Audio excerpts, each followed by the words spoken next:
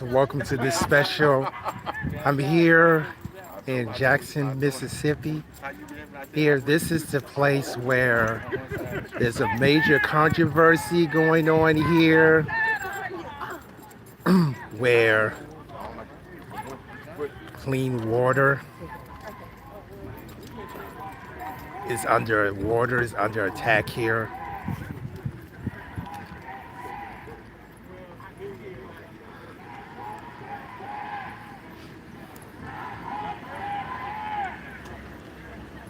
So we'll just tune in. From my understanding is that they're going to march all the way to the state capitol.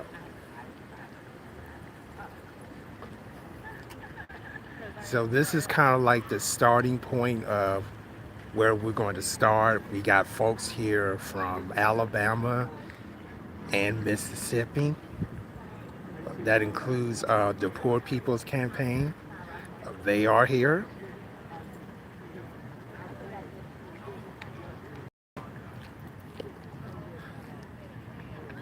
Consisting of individuals from Mississippi and Alabama.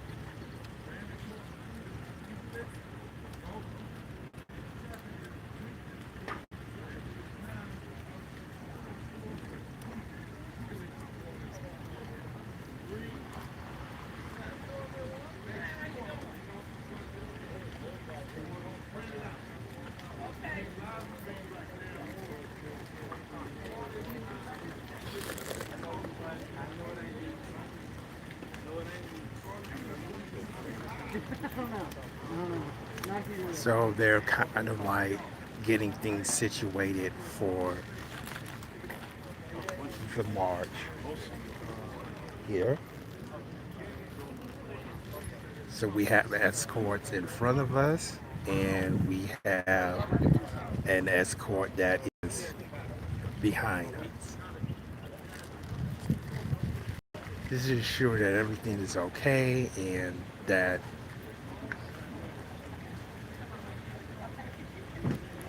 the march is peaceful.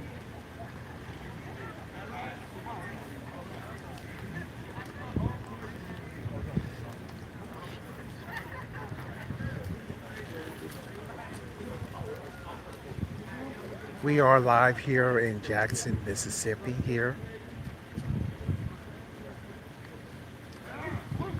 For march for clean water here in Jackson. That's been a controversy here for about a couple of weeks now.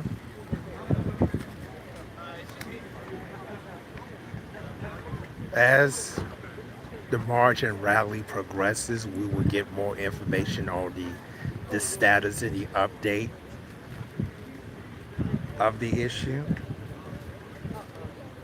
And you'll be able to hear that live.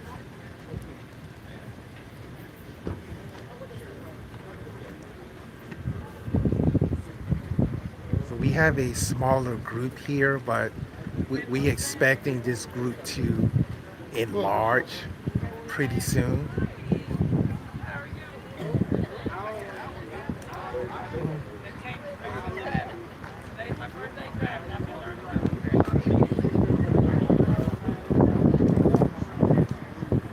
We're expecting things to start roughly in about 15 minutes here, but this is the starting point here.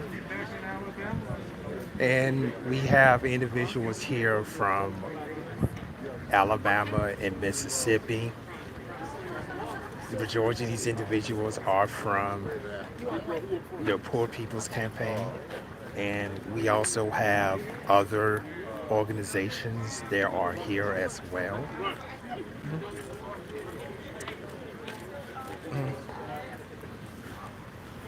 This is at Jackson is particularly a predominantly African American city, probably around the size of say Montgomery and Mobile,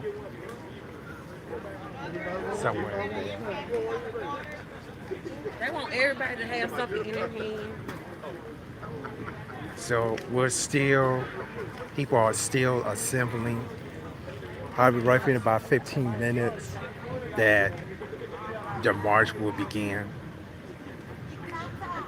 And the march is going to go all the way to the state capitol where the rally is going to take place.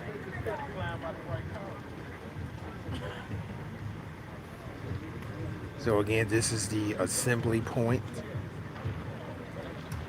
We have legal observers on hand.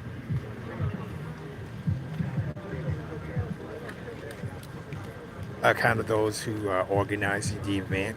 I am a legal observer, so I kind of will be watching as well to make sure nothing gets out of hand, either with the protesters or probably the police. We do have Capitol Police here. We have police from the city of Jackson. You better have it on you, boy. I'm gonna say who is you, boy.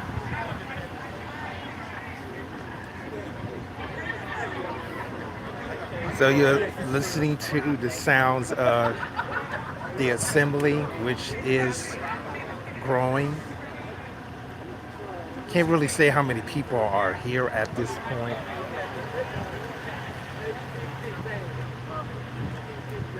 Maybe about 50, 75 people at this point. Put this in your trunk. We're expecting it to grow as time goes on. So, and I don't know if you can see some of these signs here, but let's see this. Everybody has got a right to live. Again, polluted drinking water is violence.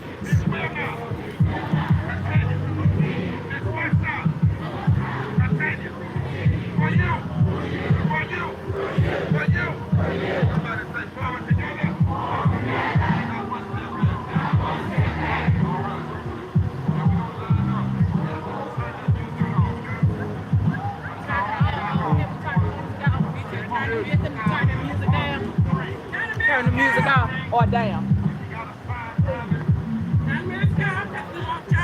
Here.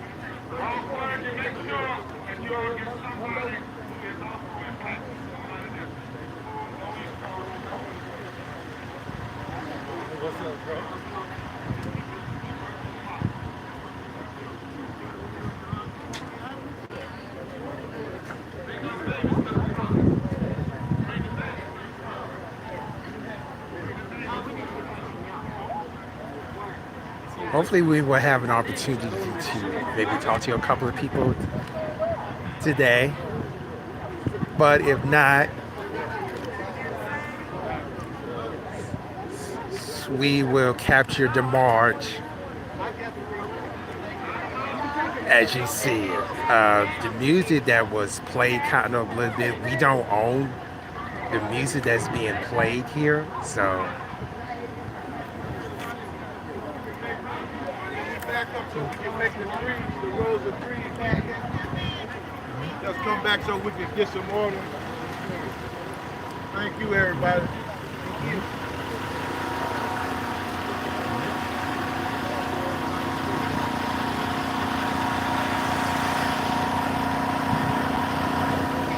Kind of give a feel of some of the signs.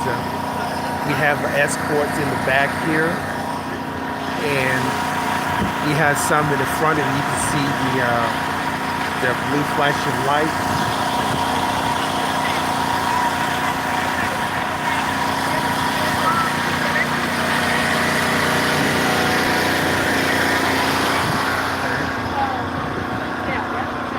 Right now they're kind of like assembling and establishing order here.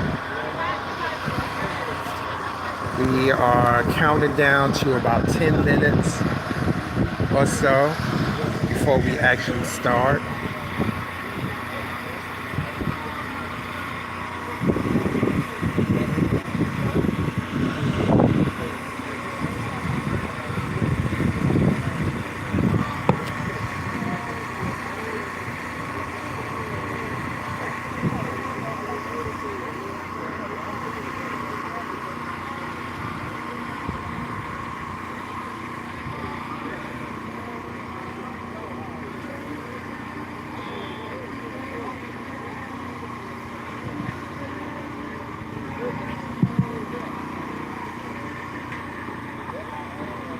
Those of you who are joining us, we are live here in Jackson, Mississippi for a march and rally for clean water.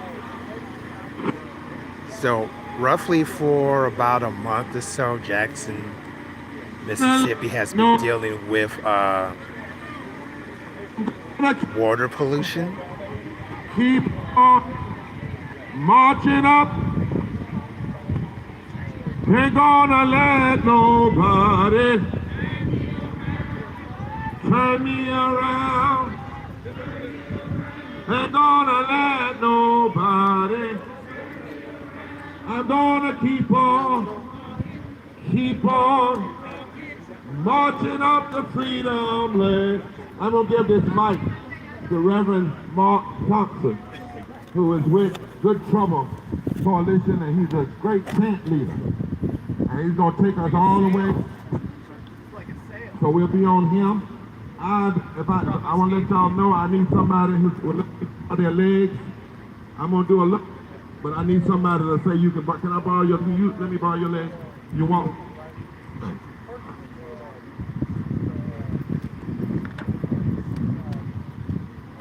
Ain't gonna let nobody turn us around.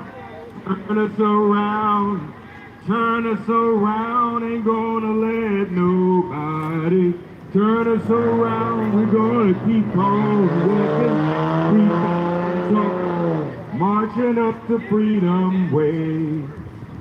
Ain't gonna let no governor turn us around, turn us around. Y'all wanna front, turn us around. Gonna let no governor turn us around. We're gonna keep on walking, keep on talking, marching up the freedom way. Ain't gonna let nobody turn us around, turn us around, turn us around. Ain't gonna let nobody turn us around. Now keep on walking, keep on talking, marching up the freedom way. Let nobody, ain't gonna let no legislature turn us around, turn us around, turn us around. Gonna let no legislature. We're gonna keep on marching. We're coming about Until we have 10 minutes. Water, we shall not be moved. Till we have clean water, we shall not be moved. Just like a tree that's planted by the water, we shall not be moved. Shall not be moved. We shall not be moved. So just kind of get warmed up here.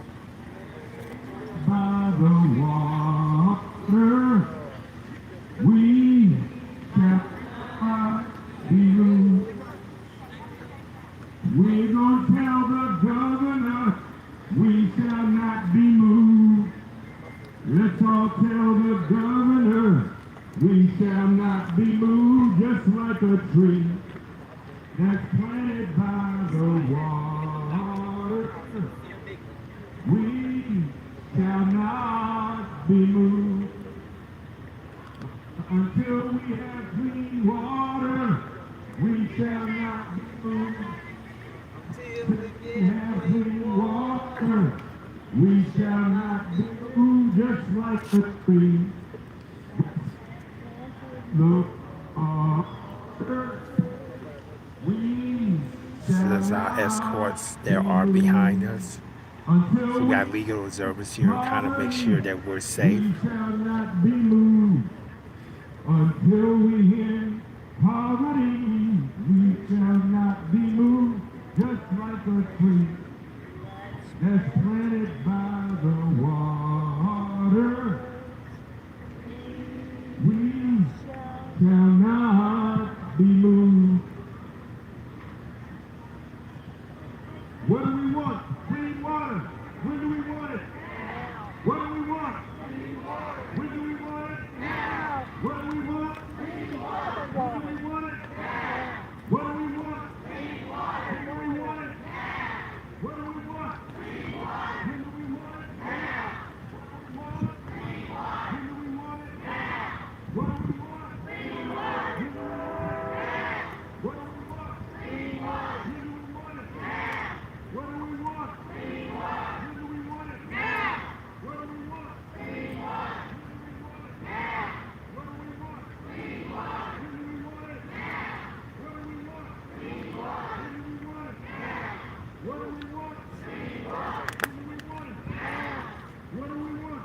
Clean water. When do we want it? Now. No justice? No peace. No clean water? No peace. No justice? No peace. No clean water? No peace. No justice? No peace. No clean water? No peace. No justice? No peace. No clean water? No peace. No justice? No peace. No clean water? No peace. No justice? No peace. No clean water? No peace. No justice? That's a really good statistic. No clean water? 58% of Mississippi's children are poor or low income. No justice, no peace.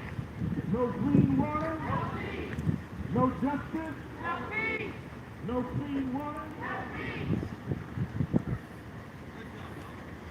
No justice, no peace.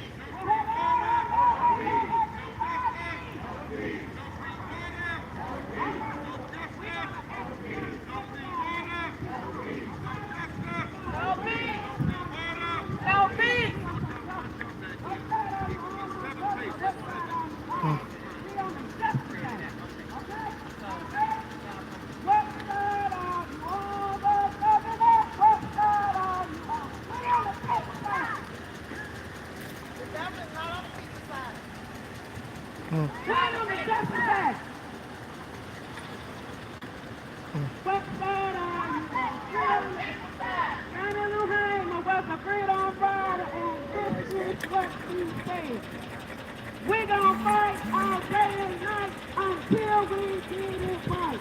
So, what side are you on, Governor? What side are you on? What side are you on, Governor? What side are you on? It is our duty to fight for our freedom. Repeat after me. It is our duty. This is Reverend Dr. William Barber III here in this It is our duty to fight. UNC Yukon here.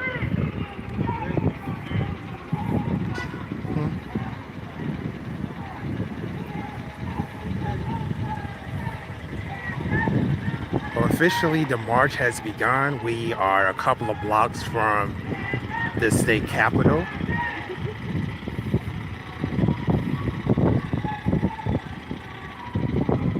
Let's listen in.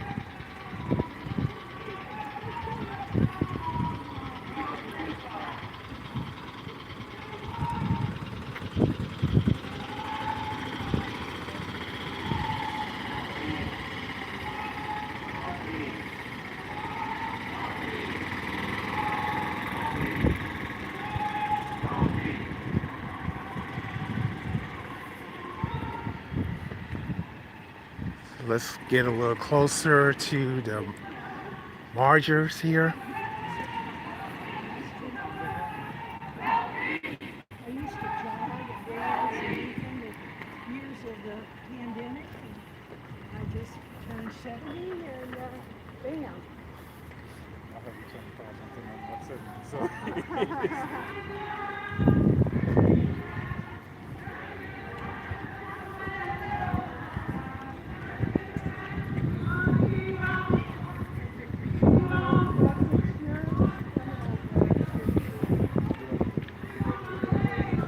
So we on the corner of High Street and Lamar Street,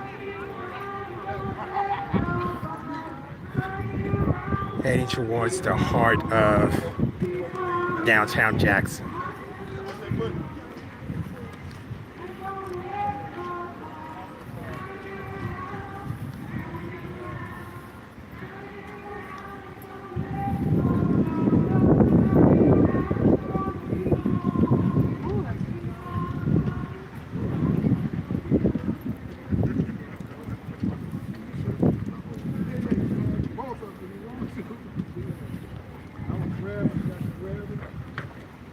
For the most part, everything seems to be quiet.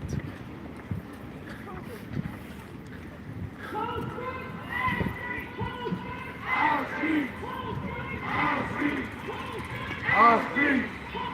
our streets, our streets, our streets, our streets, our streets.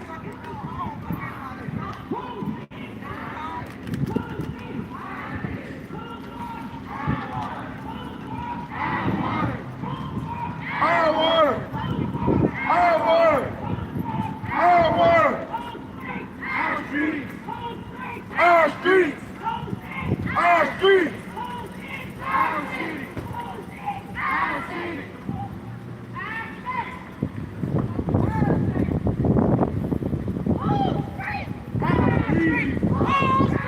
Our streets, our streets, our streets, our streets, our streets, our city, our state, our state, our streets, our streets, our streets, our streets, our water, our water, our water, our water, our water.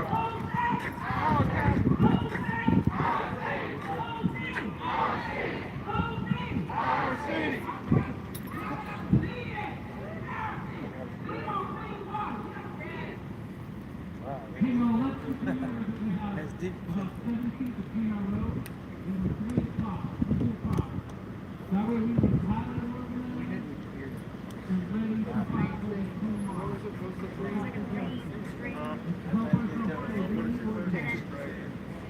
There is some symbolism, but you don't want to go close to it. Our streets, our streets, our streets, our water, our water, our water, our water, our water, our city, our city, our city, our city, our city, our city, our city.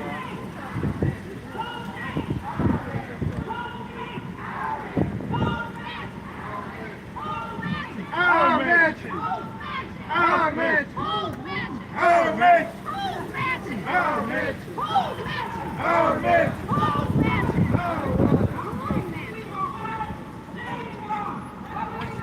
Clean water, clean water, clean water, clean water,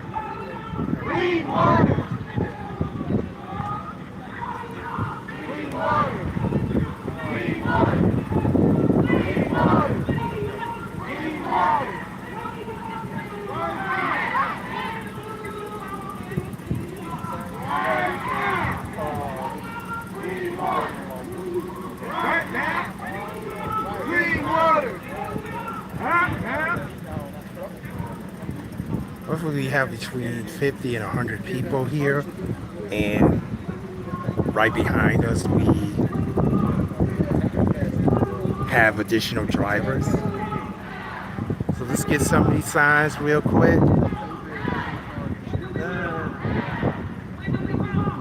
Fantastic.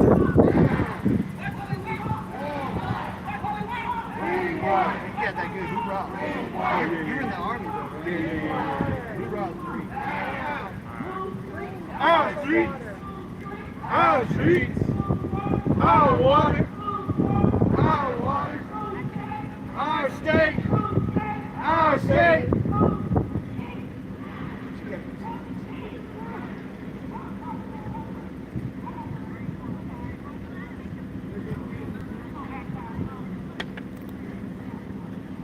So far, everything is going well here.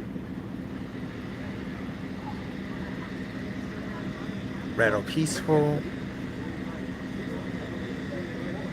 rather quiet.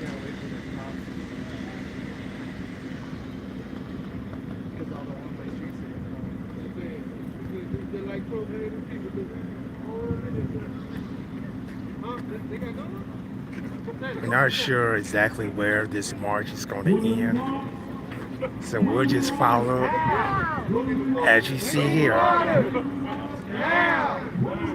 Clean water! Now! Clean water! Now! No peace! No peace! No peace! No peace! Our streets! Our streets! Our water! Our water! Right out that slide. Good work, y'all. Don't let this collapse now. Leave a big space here. Awesome. Yes, thank you. Our state! Our state! Our city! Our city! Our water! Our water! Now! Clean water! Now! Clean water! Now! Clean water! Now!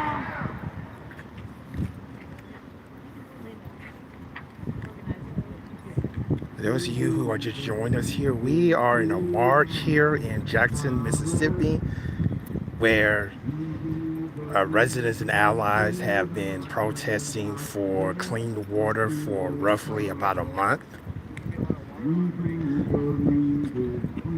Poor People's Campaign from Alabama and Mississippi are here, as well as other organizers and organizations that are here as well. What do we want? What do we want? What do we want? What do we want? What do we want? What do we want? Now! Now! Now! Now! Now! What do we want? What do we want? What do we want? Now! Now! Now! What do we want? What do we want? What do we want? What do we want? What do we want? What do we want? Now! Now! Now! Now! What do we want? Clean water! What do we want? What do we want? Clean water! What do we want? Now! Now! Now! Now! Now! Not next week. Now.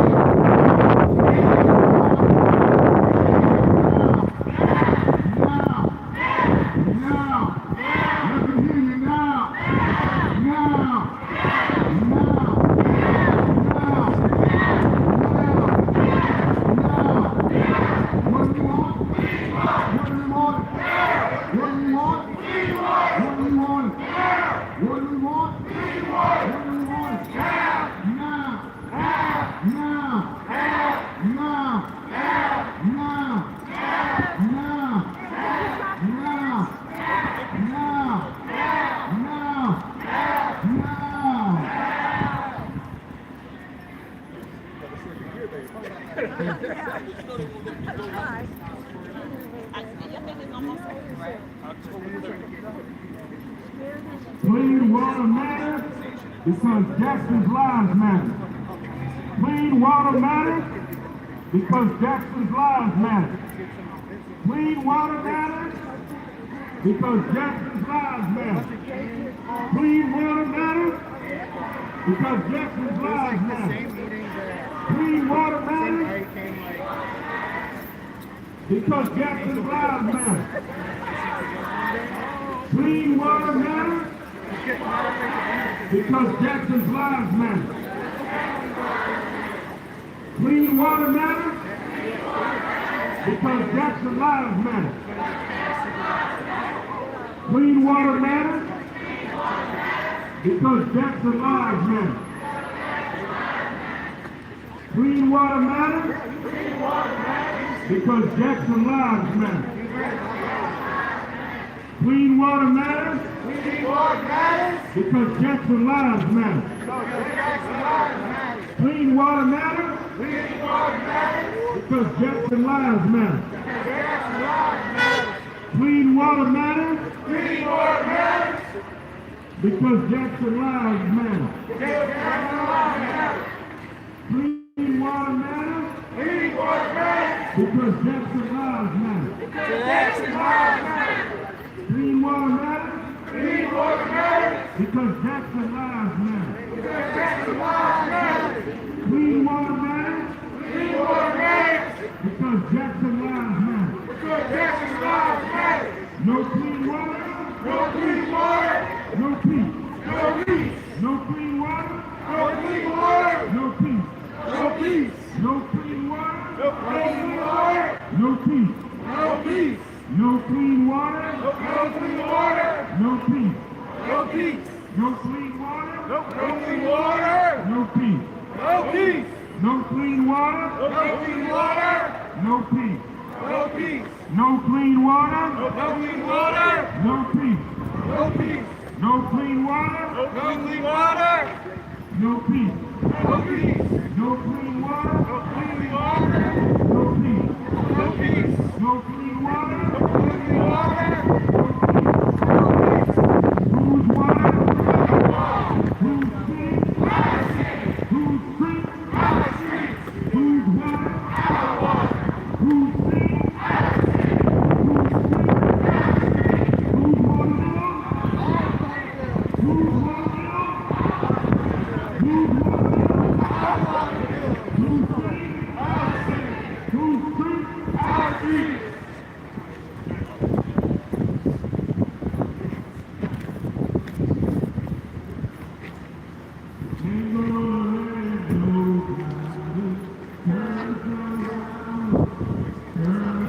whose water bill, whose city,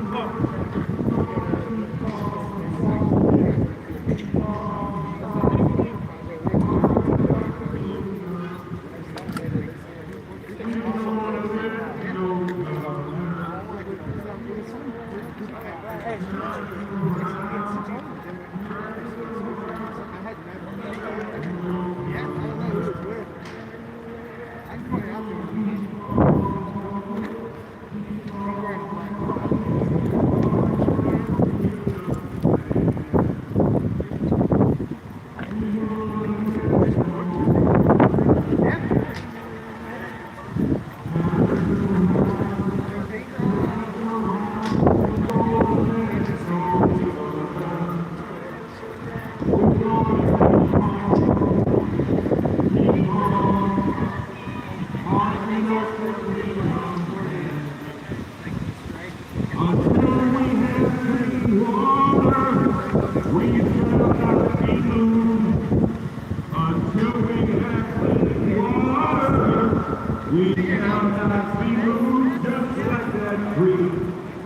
that's planted by the water. We shall not be moved until you answer, Governor. We shall not be moved until you answer, Governor. We shall not be moved just like a tree that's planted by the water. We shall not be moved until we have clean water. We shall not be moved until we have clean water. We shall not be moved, just like a tree and planted by the water. We shall not be moved. What do we want? Clean water. What do we want? When do we want it? What do we want? Clean water. When do we want it? What do we want? What do we want? What do we want? Clean water. When do we want it? What do we want? Clean water. When do we want it? What do we want? Clean water. When do we want it? What do we want? Clean water. When do we want it? What do we want? Clean water. When do we want it? What do we want? Clean water. When do we want it? What do we want? Clean water. When do we want it? What do we want? Clean water. When do we want it? What do we want? Clean water. When do we want it? What do we want? Clean water. When do we want it? What do we want? Clean water. When do we want it? What do we want? Clean water. When do we want it? What do we want? Clean water. When do we want it? No clean water.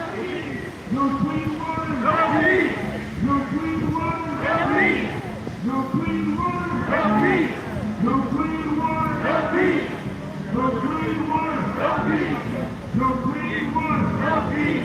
No clean water. No peace. No clean water. No peace. No clean water. No peace. No clean water. No peace. No peace. No clean water. No peace. No clean water. No peace. So as we're heading towards the state capitol, which is right in front of us here. So we do want to remind you that some of the music that you're listening to does not belong to us.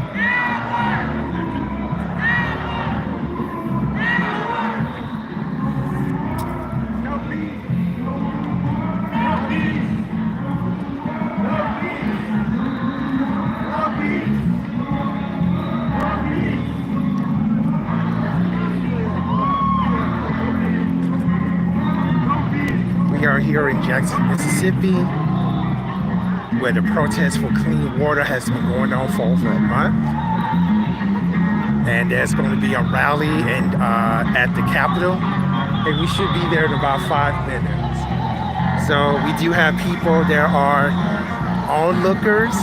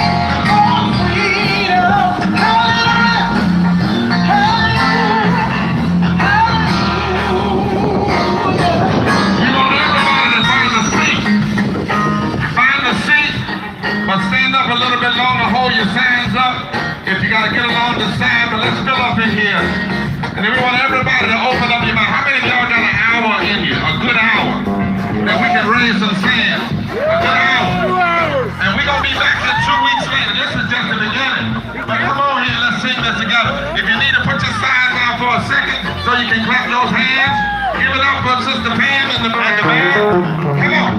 1, 2, 3. Oh, woke up this morning with my mind. Hey, stayed on freedom.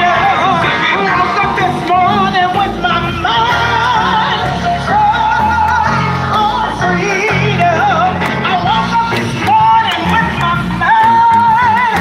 Stayed on freedom. Hallelujah. Hallelujah. Walking the streets of Jackson with my mind stayed on freedom. We're walking the streets of Jackson, Mississippi with our mind stayed on freedom. We're walking the streets of Jackson, Mississippi with our mind stayed on freedom. Hallelujah. Hallelujah. Hallelujah. I'm standing in the streets of right now, y'all, with my mind stayed on freedom. I'm standing right here, right now, with my mind stayed on freedom. I'm standing right here, right now, with my mind stayed on freedom. Hallelujah. Hallelujah. Hallelujah. Woke up this morning with my mind stayed on freedom. Woke up this morning with my mind stayed on freedom. Woke up this morning with my mind stayed on freedom. Hallelujah.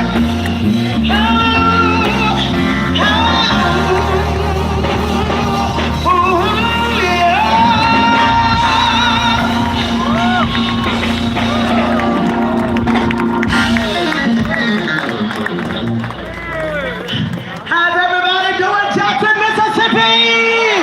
Come on and celebrate that we are here on this evening. Come on and celebrate. Is this how you celebrate? We are so excited to be here and take a stand for our city and what we need. Are you all glad to be here this evening? Well, we are glad that you are here. So we're going to move quickly and get on out of the way because we know we got a word to hear on this evening. So come on and celebrate yourself again for being here. Oh, somebody's hurting my brother, and it's gone on far too long. It's gone on far too long. Oh, it's gone on far too long. Oh, somebody's hurting my brother, and it's gone on far too long. And we won't be silent anymore. Oh, somebody's hurting my brother, and it's gone on far too long. Oh, it's gone on far too long. Oh, it's gone on far too long. Oh, somebody's hurting my brother, and it's gone on far too long. And we won't be silent anymore. Oh, somebody's hurting my sister, and it's gone on far too long.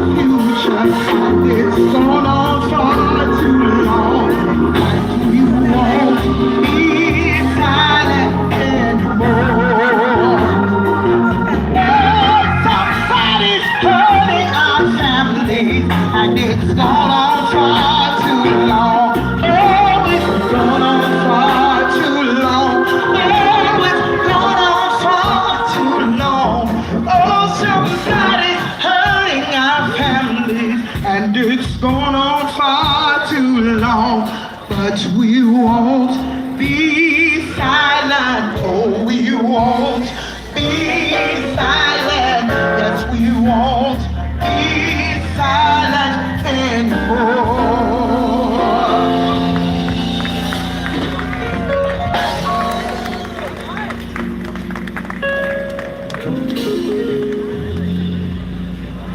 Welcome, everyone. My name is Danielle Hall, National Social Justice Organizer with the Repairers of the Breach, doing work with the Poor People's Campaign. Thank you all so much for coming out. This is a very, very important time to be out. And if there was ever a time that we needed to get out, take a stand, march, and raise our voices, the time is now. As we are here today, we have communities in South Jackson, Belhaven, that are still without water on today, after our governor lifted the boil water notice over a week ago. So the water is not fixed, and we won't be silent until we get the water fixed and our water system remains public. I'm going to pass this on.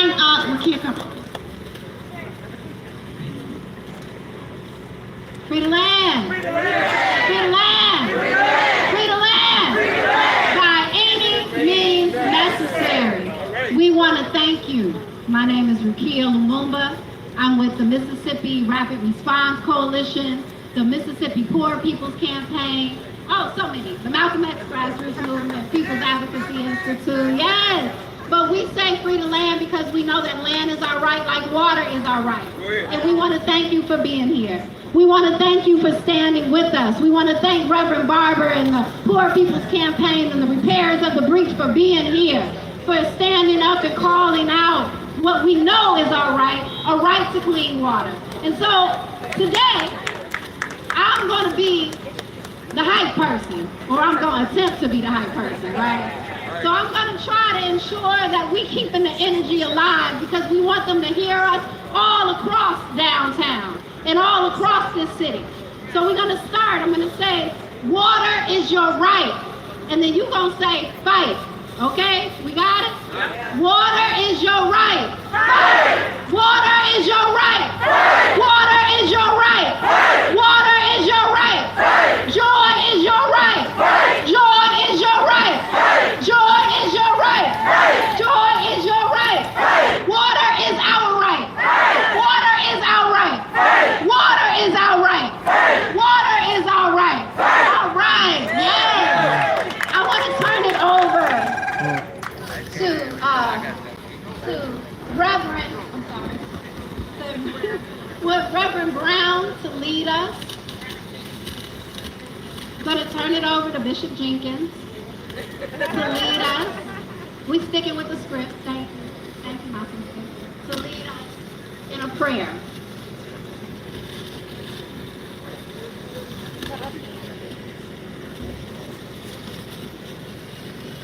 Let us pray. Dear Heavenly Father, we're thankful for this day and the many blessings of it. And Father, as we gathered here today, because Jackson, Mississippi has a water problem. And Father, as we're calling more and more attention to that problem today, as we come together as one, and we expect, oh God, that action will be taken by those who are in charge. That God, you will turn this thing around and be with us. That the world would know that Jackson's water will become clean in Jesus' name. Yes. Thank you, Bishop. We still have to stay COVID safe. So now we're going to call up to lead us in our purpose, Dr. Reverend Brown. Reverend Brown.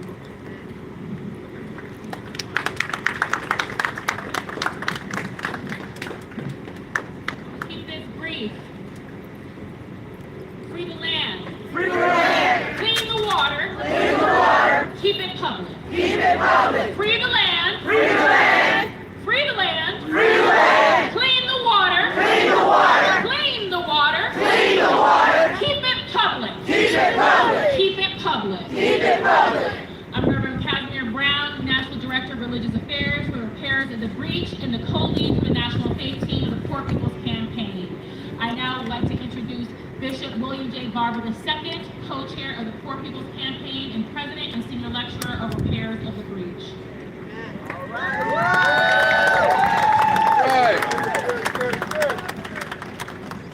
Hello, Jackson. Say free the land. Clean the water. Keep it public. Now this is the first of Moral Mondays. A couple of things I want to ask so we get the order right. I want to invite all of the impacted persons and the clergy who are here that are going to be speaking, the impacted, to come on the stage. I think it's about 7 impacted persons. We say people who are poor and low wealth, who are directly impacted. Come on up on the stage and stand. If you can't stand, bring your chair with you. For the clergy, if you all would love to come and be on the stage, bring the chair with you. We are out all over the nation, and in Moral Mondays, the goal is ultimately to hear from the people. Right at about 6:45, we're going live on the Joy Reid Show. And this is the first Moral Monday here. My prayer, and yours should be yours. When we come back in 2 weeks, we have it the whole block field. We come back in 3, we have a whole block field. This is the inauguration.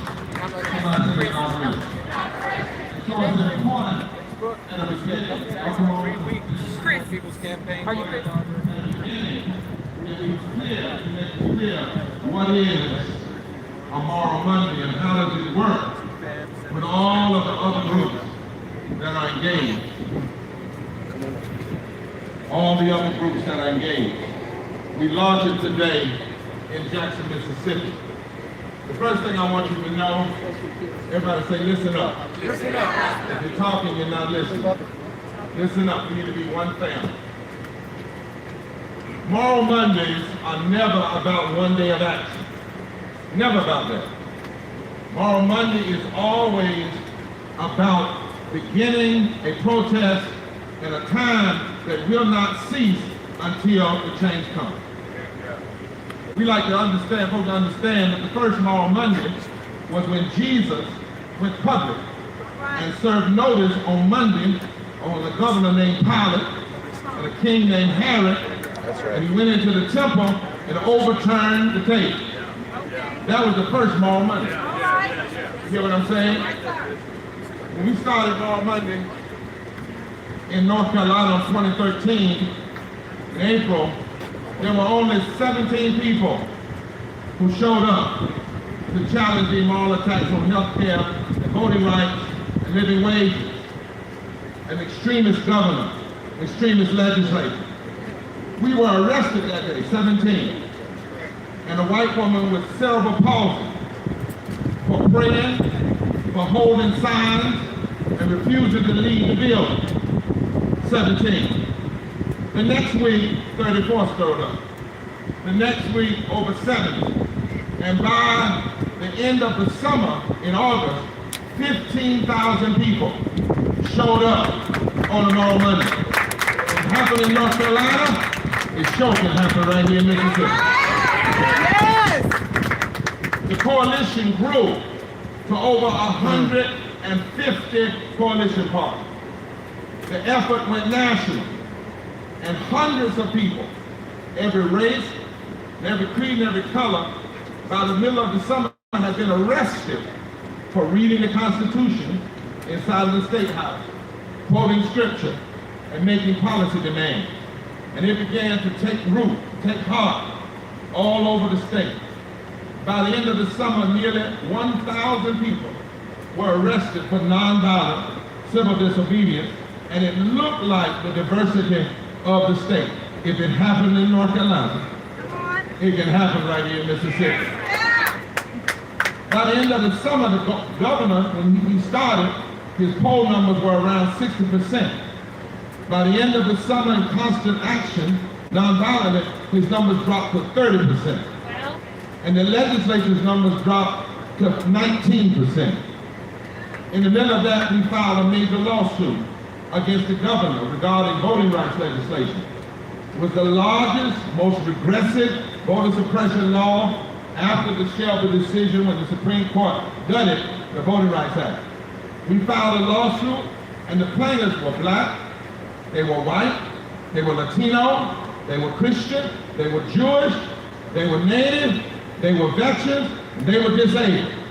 When we put down our differences and came together, we filed that lawsuit and we won against the law.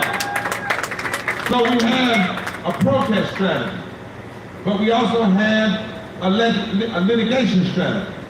We had a legislative strategy, and we had a voting rights strategy. We put all of those strategies together, and we had a commitment, forward together. That was our commitment, forward together. One step back. By 2017, that extremist governor lost his election. Folks said it couldn't happen. But the pundits now say, because Moral Monday kept on going and brought people together from one part of the state to the other, he lost. The veto-proof power of the Republican-controlled legislature was broken. The courts began to rule in our favor, and the North Carolina Appellate and Supreme Court became progressive court, and for the first time in the history of the country, put an African-American woman as Chief Justice. It grew out of having a protest strategy, a litigation strategy, a legislation strategy, and a voting rights strategy. The point I'm making, brothers and sisters, and hear me well, is not to brag on North Carolina. That's not what I'm talking about. But to say Moral Monday in Mississippi is not about a photo op.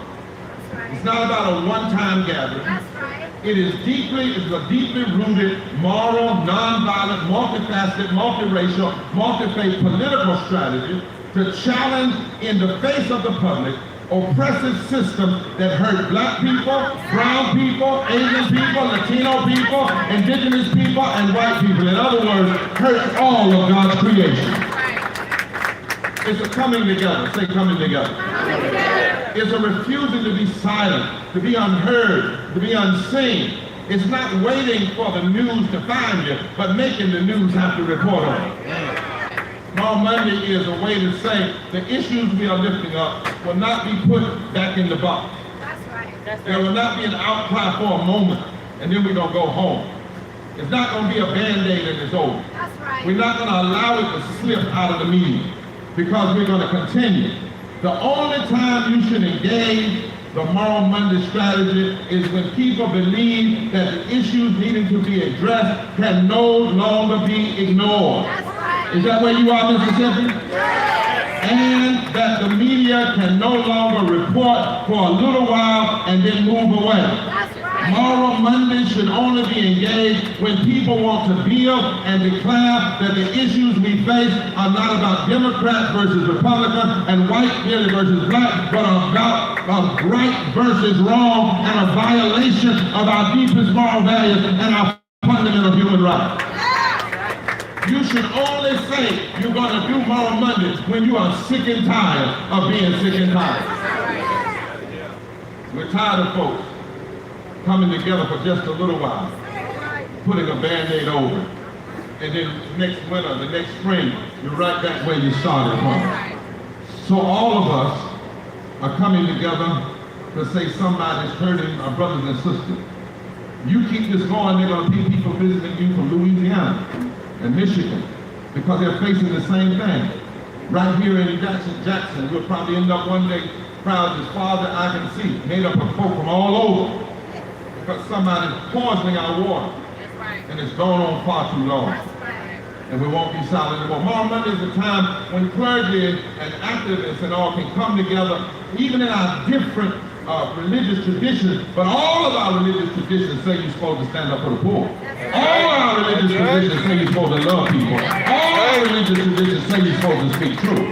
And what we know you have in your current General Assembly is you got people putting their hands on the Bible, swearing themselves into office, and they don't even know what's in the Bible. They surely don't act like it. Otherwise, they wouldn't be voting like they're voting. Yes, sir. Now, Moral Monday is also not a stage for politicians. Hear me when I say that. Because folk will want to say, oh, you're doing that just for Democrats, you're doing it just for Republicans. No, we build the stage for impact to people, especially poor and low wealth people, to speak.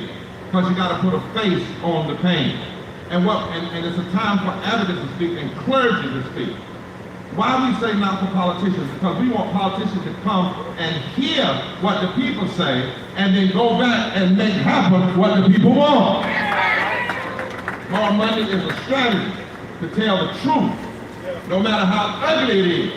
It is to expose the hurt and the damage that is happening. That's what Moral Monday is.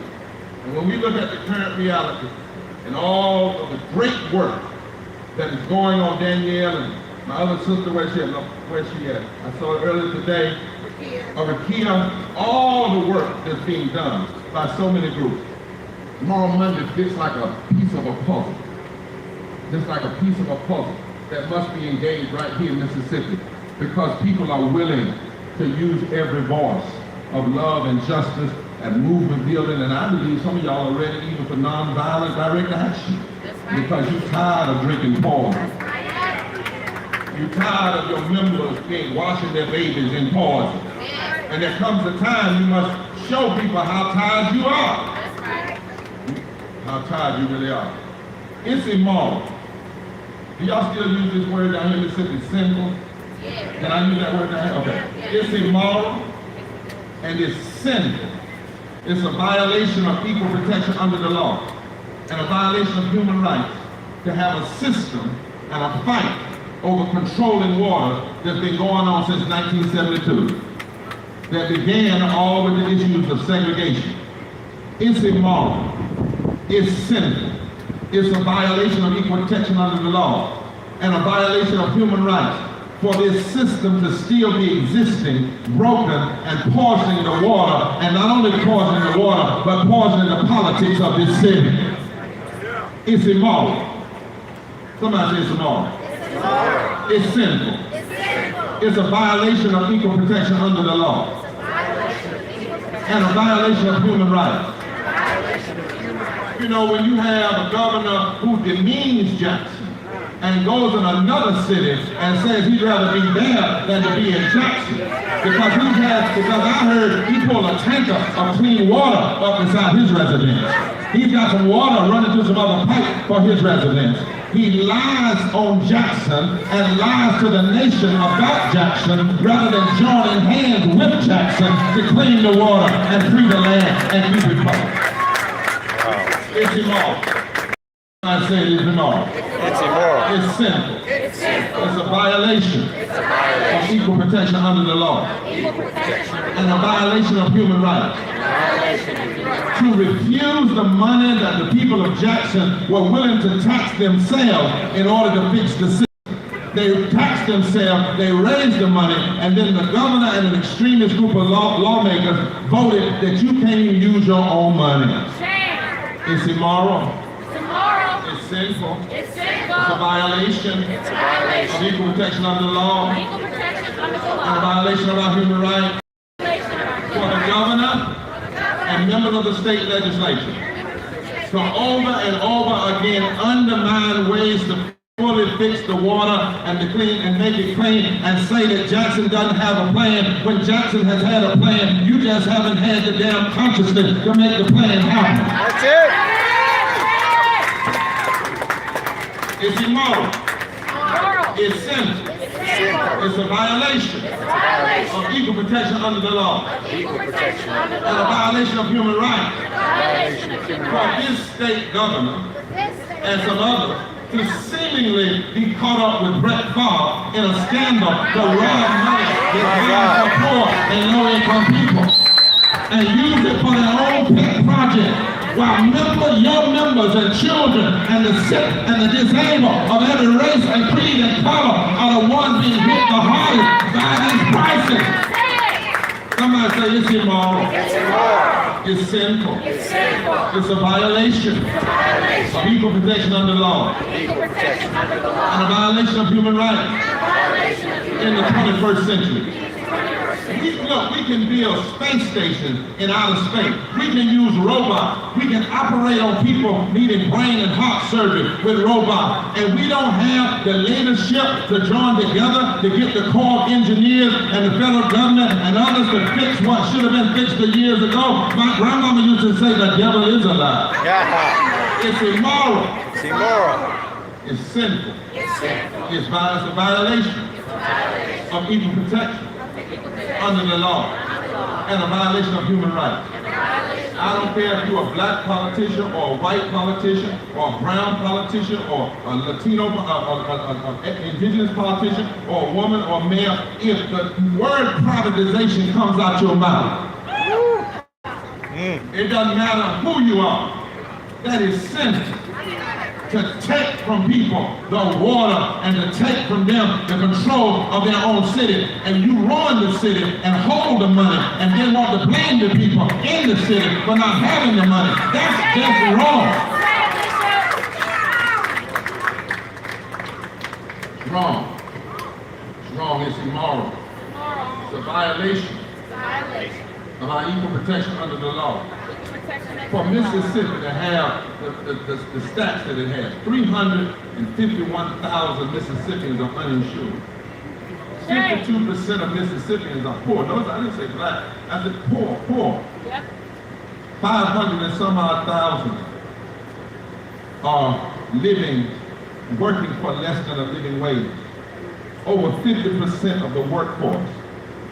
And you spend more time robbing money from the poor than doing right by the poor.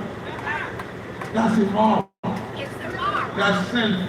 And we need to call on, I love the preacher here, every preacher, every rabbi, because if you, and say this everywhere I go, and I'm a pastor myself, if you are a pastor or anything in a church, and you care about your pastor's anniversary, but don't care about this water getting clean and helping these people out here, something is wrong with your theology.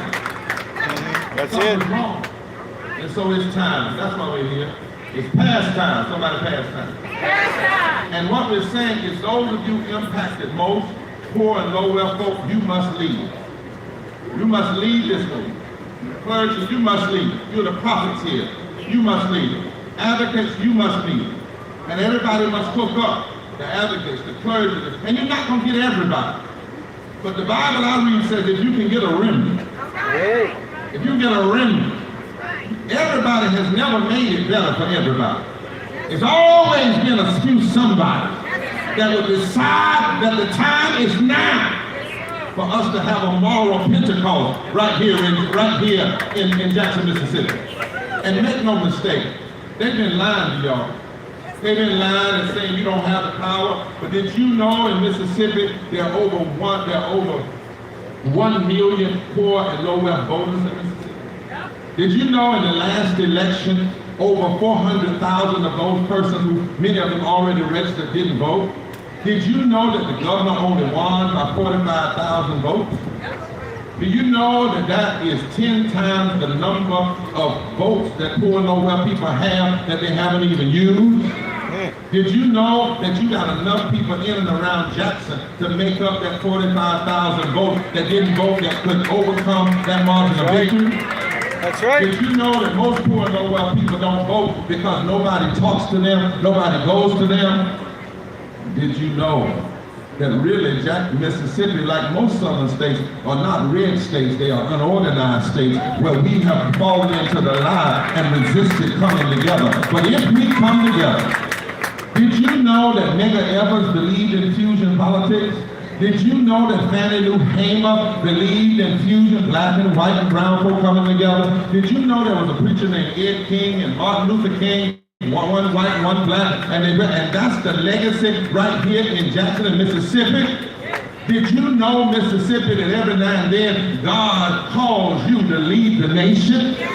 And could it be that God is calling you again?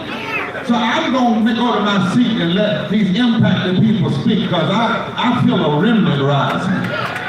I feel an army rising that's going to break every chain. And as a Christian, I want you to know that water is supposed to be a symbol of the Holy Ghost and not a pawn of evil and a violation of people's human rights. As a person, I want you to know that water is supposed to be used for baptism and not to imprison folk and make people sick and cause death. And as a person of faith, I know that water is not supposed to be used against people. Water is supposed to cleanse people and not hurt them. And politicians aren't supposed to refuse to make water clean. They are not supposed to make sure the water is impure and undrinkable and unusable. Instead, they are supposed to make sure that the water is clean. And that's why there's a story in the Bible. There's a story in the book of Kings. And it declares that the politicians hadn't done their job. And some of the priests had even got in collusion with the politicians. And because they had, the Bible said, the water was sick. And the water was dirty. The land was okay and the people were okay, but the water was dirty. And because the waters were sick, the politics was sick. And the kings were sick. And the greedy priests were sick. They were sick with greed. They were sick with hatred. They were sick with inaction. But God said to Elisha, go get a bowl of salt. I want some new salt. And I want you to go down to the water and put some salt in it. And the Bible said that when he put salt in it, that the water was healed. And the water was cleansed. We come here to say on Monday, you are the salt of the earth. You are right here in Jackson, the salt that this water needs. Every time you stand for justice, that's putting some salt in the water. Every time you preach with power in your pulpit, that's putting some salt in the water. Every time you refuse to back down, that's putting some salt in the water. Every time you stand up and call the governor out, that's putting some salt in the water. When you get ready to engage in nonviolent civil disobedience, that's putting some salt in the water. When you declare that this is immoral, that's putting some salt in the water. And God said, if you'll put some salt in it, I'll hear it. If you'll stand up, I'll hear it. If you'll speak truth, I'll hear it. If you'll come together, I'll hear it. If you'll love one another, I'll hear it. If you refuse to take no for an answer, I'll hear it. Touch your neighbor, say, neighbor, if you got some salt, and I got some salt, then let's all be salt together. Justice is salt. Mercy is salt. Truth is salt. Grace is salt. Hallelujah. A praise is salt. Put some salt in the water so that the water might be healed. You have a witness.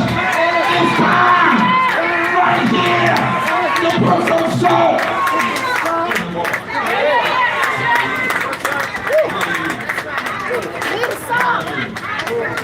We're coming now to hear from impacted persons. We've got 30, almost 40 cross. Millions of people will have access to this. And we've asked these impacted persons to come tell the truth.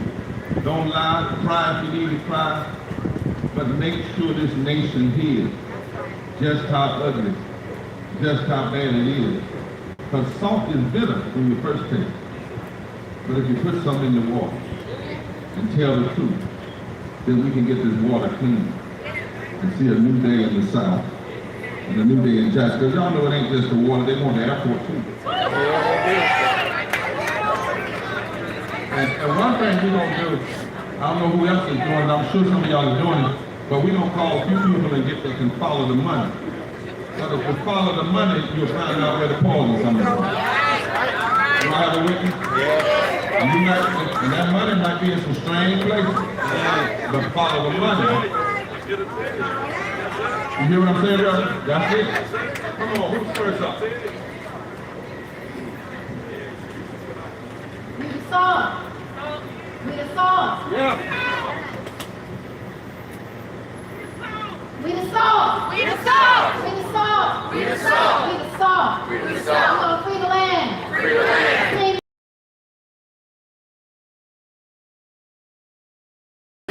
keep it public. Keep it public. I'm gonna call Danica Samuels up to the stage. Call Danica up to the stage. Danica is one of our brave leaders. We follow Danica, a mother, a wife, a Jacksonian. Living in this city knows what it is to love, to struggle, and to be here. And she is impacted, like many of us, by this water crisis. Come on, man. Say it, Danica. Hey, I am Danica Samuel. I'm a mother of 6 people.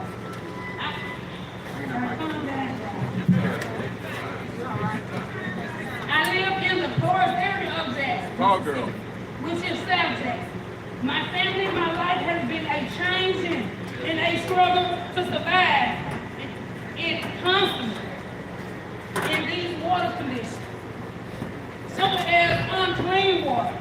While living in poverty, I never thought in this lifetime that I'm living, that I would have to go and fetch water, dip water, out of a barrel. The same water to bathe, to cook. All right, sister. And we're having to boil the same water to cook a meal for 6 kids each and every day. Ooh, y'all. All right. Take the time. All right. Take the time. Tell your truth. Whenever there are issues in Jackson, Mississippi, in South Jacksonville, other areas always be quick to be restored. Yeah. Talk about it. Say it, sister. Y'all just bear with me because I'm going to get emotional. Take it time. Somebody's been hurting our people. It's Gone on far too long. We won't be silent. And it's a constant struggle each and every day. I keep reminding my younger kids, do not drink out of that faucet. Please do not drink out of that faucet. If they're younger, they don't understand what am I telling them each and every day. And I also get up each and every morning. Mississippi Poor People Campaign. The rappers respond for election each and every morning to meet the qualification of other Mississippians just like me, to meet their needs just as well as my needs, each and every day. Me being black, no rights, what am I supposed to do? I did not choose this. I did not choose to be black. I did not choose this life to not have no water. It chose me. But I'm here standing today. I will fight. And I will fight for clean water. I will not take it no more. Say it. No more. No more. Thank you. Woo! Yeah. Love you. That's right. Right. Clean water. Clean water. Fight. For clean water. I'm going to call Brother Artiste up to the stage now to bless us with some spoken word. Because we understand that artist is action. After Artiste, we're going to have Brother Scott Crawford, who's been directly impacted. We're going to go ahead and call Scott first. We got the Reverend Scott to come on up first, and then we're going to have Artiste, That's right. who's also impacted. That's right. He's gonna do an artist piece, but there's a reason why we gotta get a piece, because we wanna fix a narrative that folk been lying on y'all in Jackson saying it ain't nothing but, and it's important that we put the disabled people are being hurt, and you see the whole story. So thank you so much for that. Say somebody been hurting our people. It's gone on far too long, and we won't be silent anymore. Good evening, everyone. My name is Scott Crawford. It is painful for me to talk this loud, but this is important. This matters. I've lived in Mississippi off and on since the mid-1970s. In Jackson, I've been back here since 2006. Jackson's infrastructure woes didn't begin overnight. They can be traced back to historic divestment that began 50 years ago in the early 1970s, which only accelerated in the 90s, continuing on to today. I lived with progressive multiple sclerosis, which forced me to retire early. I now use a power wheelchair for mobility and can no longer drive. My friends with disabilities are dependent upon others to deliver heavy cartons or cases of water to their homes, or choose to drink the unsafe water. In my case, my disability doesn't allow me to carry heavy cartons or gallons of water in my wheelchair, nor do I have the strength to do so. I'm not alone. Many older adults and transit riders are in the same predicament. Imagine carrying heavy water a quarter or half a mile back to your house from the nearest bus stop. You know, we're grateful for the outpouring of concern around the country. We are. But make no mistake, this crisis is not over. We still have a fragile water system that teeters on the edge of collapse. One hard freeze this winter is all it will take to break our water system again. Moreover, we still aren't complying with the heavy lead and copper rules. That concerns me greatly, especially for my parent friends who have children who are disproportionately impacted by lead and copper and water. We can't stand for that anymore. That's right, that's right. You know, functional infrastructure is part of the social contract that we make in a civilized society. That's right. Due to 5 decades of divestment, Jackson now lacks the money or tax base to repair our aging infrastructures, our water systems, our stormwater runoff, our buildings, our streets, our sidewalks. We need state and federal help. And we need it a decade ago. That's right.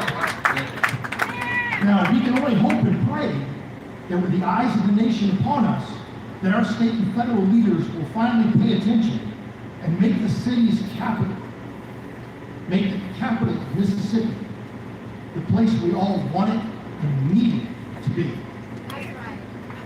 Yes, yes. So somebody been hurting our people. It's gone on far too long.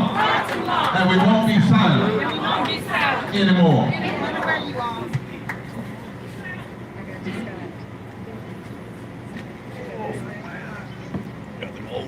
Can you hear me okay? I am from the dirtiest of the dirty. The rest of the South ain't got it like this. Last up to the podium, Mississippi in this. But just the name alone is sending chills down your spine. I can't stand her sometimes, but she mine. You see, some cats move away and go soft in the city. Your hardest wouldn't last 10 minutes in Mississippi. We got dirty cops, we got crooked judges, we got black on black crime, and don't get it twisted, the Klan is still alive. My name is Artist from Maryland. Today I'm representing Mississippi. Talk up. Now dig this. I'm not trying to scare you. I'm just trying to put some things on your mind. I know you get busy with the bills and the babies, but we got to slow it down and think sometimes. We live in water bodies, on a water planet, so water should be on our minds. We can't trust it to come out of the faucet. We can't trust it falling out of the sky. And we haven't really talked about it until now. That is, until Flint got poisoned and Jackson's water system let us all down. And then somebody echoes your idea without you having to say it out loud. They call it glimpse of the future. They saw the crowds. They say, God willing and the creek don't rise. Well, last year the creek's up in my house. You trying to tell me I was God outside? But is the earth gonna have to kill us in order to get our attention? Because imagine a water crisis in the middle of a pandemic. You're safe here. In that scenario, we won't be. Because imagine water on top of disease. We know from experience when I look at Kanye West says on TV, America will prove once again how it really feels about you and me. That's right. You're safe here. So now, imagine a force field powered by pure love and light, made of music and metaphors that caress you real tight. It won't take away your problems. It doesn't work that way. But it will give you a place to catch your breath and pray. You're safe here. We have to find the energy that the ancestors gave us deep in our soul. Because the wicked doesn't rest. And there's revolution tomorrow. It's a good thing we have instruments and equipment on the truck. If not, the police, we're trying to break these guys and black people up. We're just safe here. Thank you very much. Say it, Say, pull it together. Not one step back. Brothers and sisters, that our sisters coming back, I want you to put something in your mind. The activists here are thinking about how can we get somebody. 330,000 people died during COVID from the lack of health insurance, not from COVID. People died from the lack of water. I called somebody last night, and there's some public health officials that want to look at that here. How many people not only didn't have water, but died unnecessarily? We got to tell it as ugly as it is in order to make it right and make it beautiful like it should be.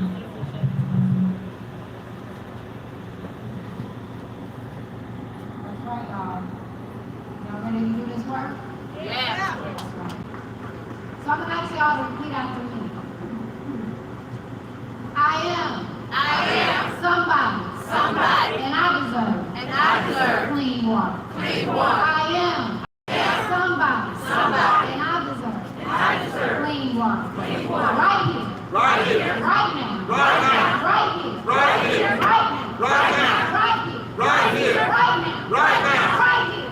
here. Right now. And chastity fast is about to come on up, y'all. This is a strong one. A mother.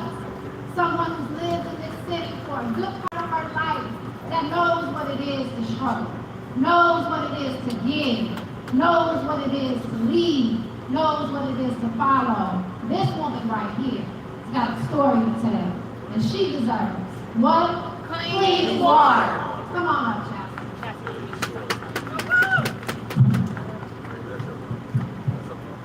Hello, everyone. I am Chastity.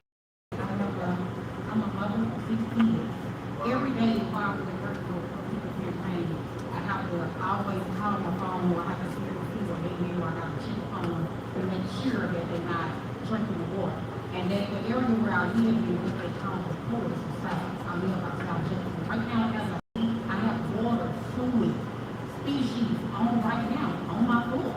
I have to bathe and bleach to make sure that we sanitize. And I don't understand, you got Madison, you got Brandon, you got different areas that they got clean water, but on the south side, it's no better.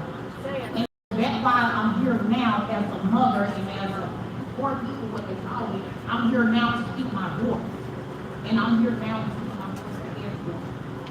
That's right. But somebody hurting our people has gone on far too long. And we won't be silent anymore. Did y'all hear the contradiction in what she just said? Listen, water by its nature is mobile, right? Water moves. Water moves. It's soluble and it moves. This sister just said they have clean water over there. They have clean water over here. But here I am, same city, same county. Same city, same county, water moves, but the good water ain't moving over there, only the poison water. Yeah. That is beyond ugly. That's beyond ugly. That's the kind of stuff that when you really, in some places that would be the beginning of genocide. Now this ain't when you just lock people away. And we don't know, like the pandemic, we don't know the damage that has been done in the lives of people, in the lives of these children. I heard my brother this morning, he said, my pastor, I don't know if you might have said, he said, we have to get ourselves together and make sure we really have a heart for all of God's people and not just some who live in certain communities. And so as Bishop has told us, we got to consider all people in this place. And so I'm going to ask Brother Chris to come on up to share his story with us about his impact with the water. Oftentimes we hear about clean water, the water impacts in Jackson. We don't think about how it impacts us on all sides of town. Right? Whether you're in North, South, or East Jackson or West Jackson, it's impacting all of us. I'm going to ask Chris to come on up and tell us a little bit about your story. Give it up, y'all. Go, Chris. Don't tell that truth. Give it up. Good evening. I want to thank you all for having me here tonight. My name is Chris Ellis. My wife and I moved to Jackson about 5 years ago. after we fell in love with the Fonder neighborhood in the greater city of Jackson. The reason why we fell in love with this city is because of the people within this city. We have watched the citizens of Jackson rise up and take care of each other after crisis, after crisis, after crisis, whether it be us having to fill in our own potholes on our own street, whether it be us having to lift each other up and distribute water on our own to people who can't make it out to the distribution sites, whether it be some of the people up here on stage and me right now, Danielle, Rukia, working circles around my behind in these volunteer sites, making sure people got clean water, working harder than anybody I saw coming out of the state trying to take care of folks. I saw the people of Jackson taking care of the people of Jackson. So I want to talk for a minute about the future of the city of Jackson, because even though I've only been here a few years, I consider my future city, my future community to be right here in the city of Jackson. I get a lot of folks asking me, Chris, there's a lot going on in the city of Jackson. Why don't y'all leave it? Why don't y'all leave it? Because this is my community. Because these are my neighbors. Because I look at this house over here, and this dude ain't home today. He don't want to be in this city. He'd rather be anywhere else. He said it himself. But I know where I want to be. I want to be right here in the city of Jackson. I want to help be part of the difference that gets the city everything that we need, that gets us the clean water that we need, that gets us protection for the men, women, and children on our streets. Talk about the future, because right now there's bunch of conversations that are going on with the guy who lives in this house right here, with a bunch of people with invested interests outside of the city, who are looking to privatize our system, to take over our system, to deprive our city of the revenues of the future of the water system of Jackson, Mississippi. Now, I don't know about you. I don't think Jackson will lose those revenues. I don't want Jackson to lose those revenues. And it's not right for somebody else to come in and steal those revenues. Because that's what they're trying to do. They're trying to steal our money. They're trying to steal our water. They're trying to steal our city. And they're trying to take our future in the city of Jackson. And I'm not going to stand for that. I don't want any of y'all to stand for that. I don't want any of my neighbors up in Fondren to stand for that. And I'm ready for the city of Jackson, the people of Jackson, to stand up and say, we're not going to trust some state official to take care of us. We're not ready to trust some private entity. Sure as hell are not going to trust a private entity to take care of us. All right. It is up to us, the people of the city of Jackson, to take care of us, the people of the city of Jackson. That's right. Ain't nobody else going to do it but us. We got to rise up and do it together. That's right. My neighbors, my brothers and sisters here tonight, that's what I'm standing for. That's what I hope you're standing for too. We have to keep it public. We have to keep it here in the city of Jackson. We got to own it. We got to keep it public. Keep it public. Keep it public. That's right. Thank you. Keep it public. Keep it public. Keep it public. Keep it public. Keep it public. Look at your neighbor and say, neighbor, Neighbor, this makes no sense. this makes no sense. I have a plane. I have a plan. You're supposed to help me fix it. You're supposed to help me fix it. You don't do your part. You don't do your part. Then you want to take my plane, Then you want to take my plan, give it to a private person, give it to a private and person, help them fix it. and help them fix it. But you wouldn't help me fix But it you wouldn't help me fix when it. I had it When I had and it was mine it was mine in the first place. in the first place. That's what's going on when folks trying to privatize. That's right. That's right. Hello, how are you? Thank you to be here, everybody. My name is Efren Nunez. I'm from Honduras. I'm with the Immigrants Alliance for Justice and Equity. I am one of the thousands of immigrants who live in Jackson, who work and raise families here in Jackson. We are part of the Mississippi Rapid Response Coalition because we know solidarity. Sorry. We want to say, or we want to interpret it too, the Latino community we have here.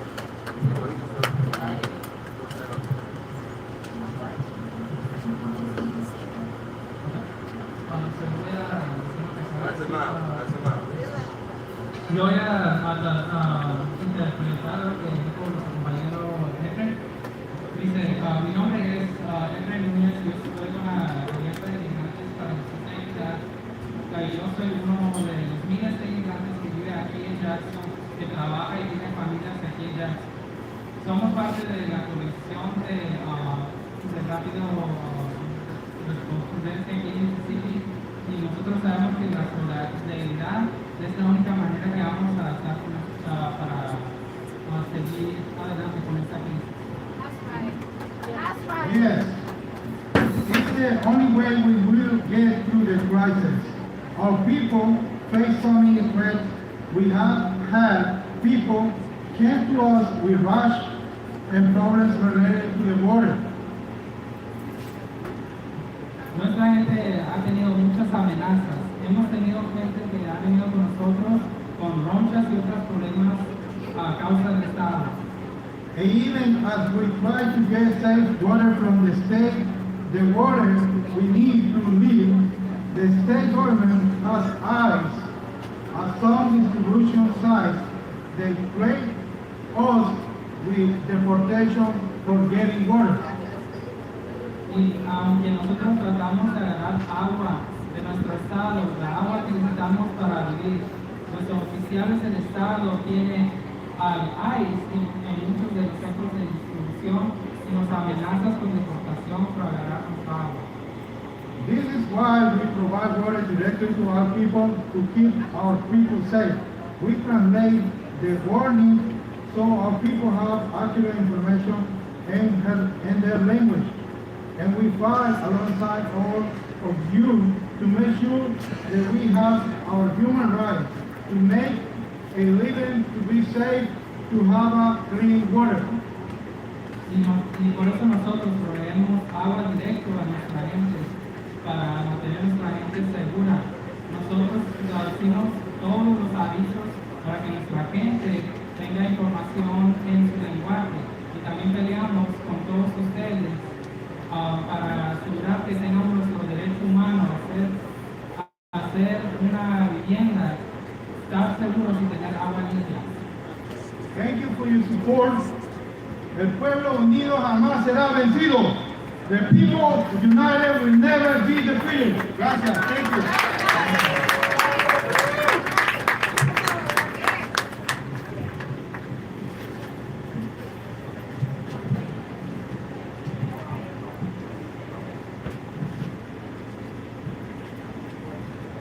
All right. Clean the water. Free the land. Make it pump. Keep it pumping. Keep it pumping. Keep it pumping. Keep it pumping. Keep it pumping. Wow. Thank you. Thank you. Thank you. All right, we're gonna ask Ariel J. Come on up. Ariel.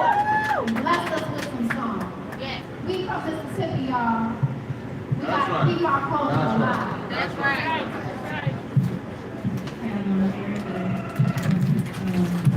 To keep it short, just I'm about to say that I wrote recently. It's called Frontline.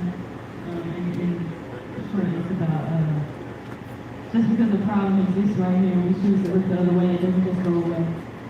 Because it always has a way of catching up to us because nothing is changing to this thing. The name of it is Frontline.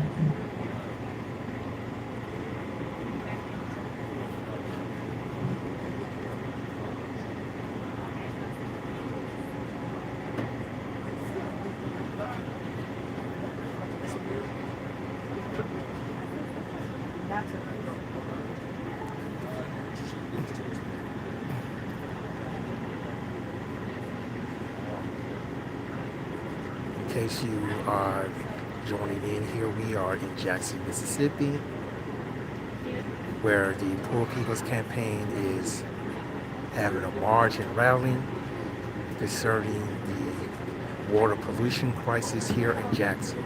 We're gonna go ahead and get this music right so we can hear her right. So we're gonna ask Brooke Floyd to come That's on right. up. Come on, Brooke. Share your story with us. Give it up, Brooke, for Brooke.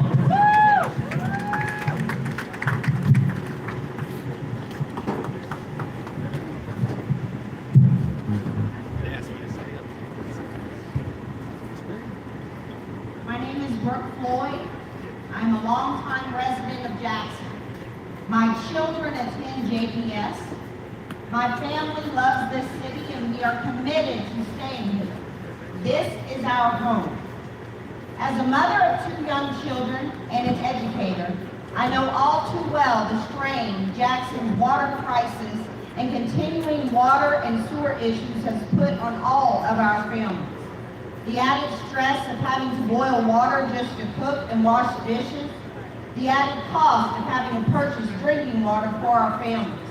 For some of us, those costs combined with added plumbing costs due to the city's aging infrastructure have been in the thousands.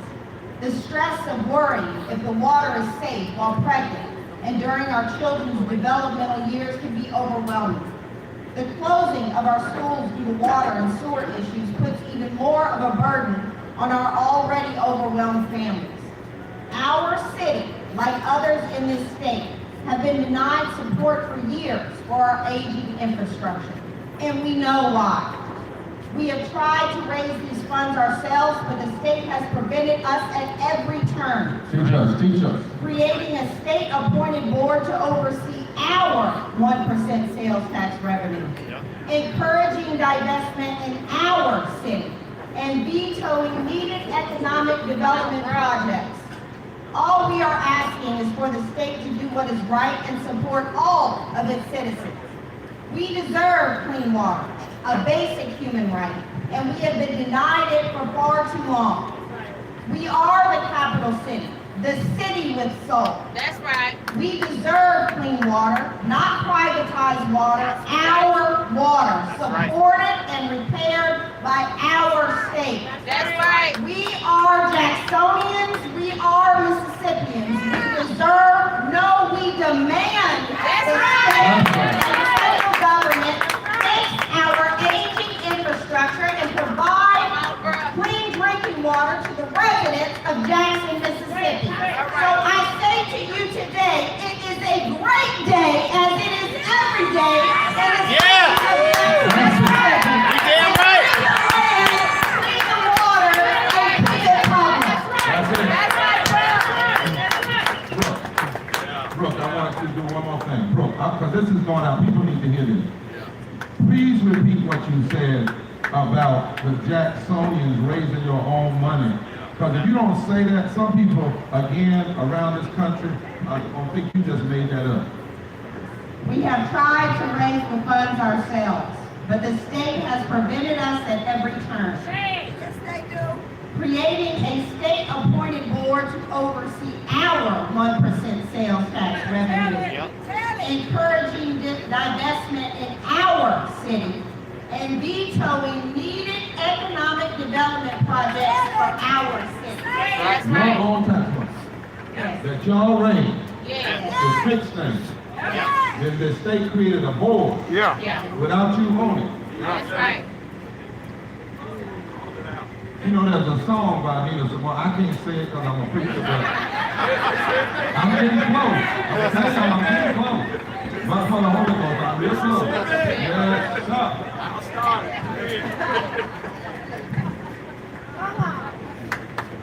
All right, bro. That's right. Whole city. Our city. Whole city. Our city. Whole city. Our city. Whole city. Our city. Whose water? Our water. Whose water? Our water. Whose water? Our water. That's right. Brother, okay, come on. Say it. Come on, let's see you. We're gonna say Jackson's people. Free of fear. Free of fear. Free of shame. Free of shame.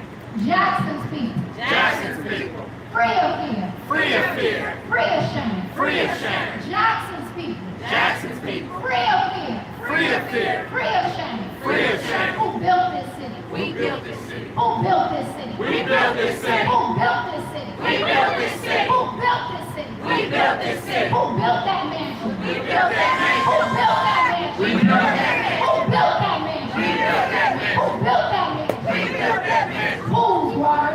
Our water. Whose water? Our water. Whose water? Our water. Whose water? Our water. That's right.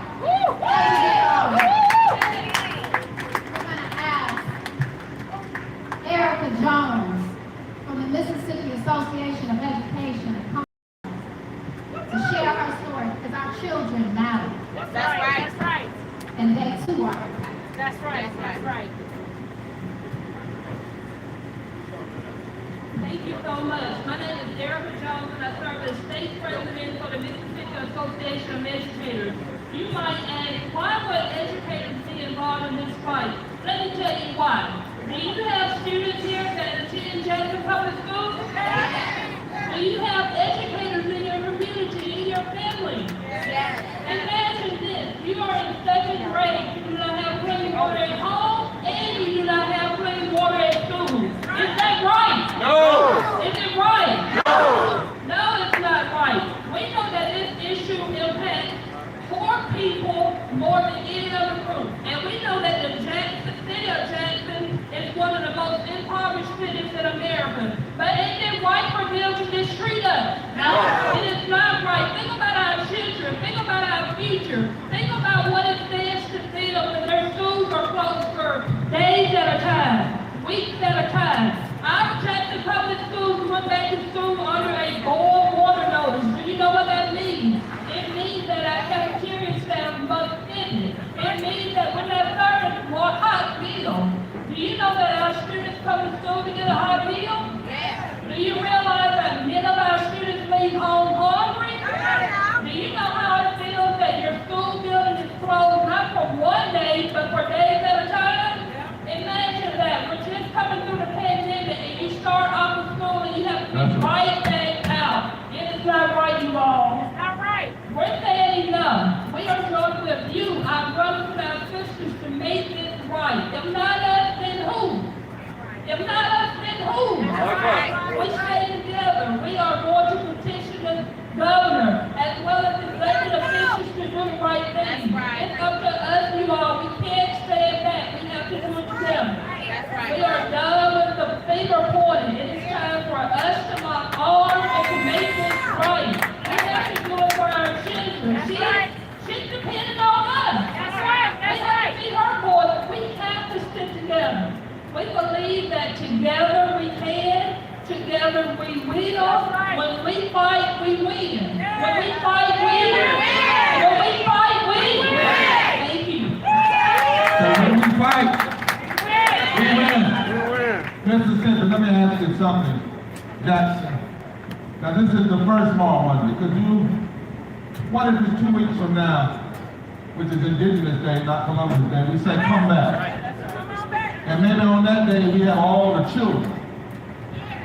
And let the children speak. You see, maybe let the medical doctor stand with the children, or the pastor stand with the children. Maybe 2 weeks later we have all the teachers and all the parents. My point is, you are saying we are not going to let this become a used to be news story. That's right.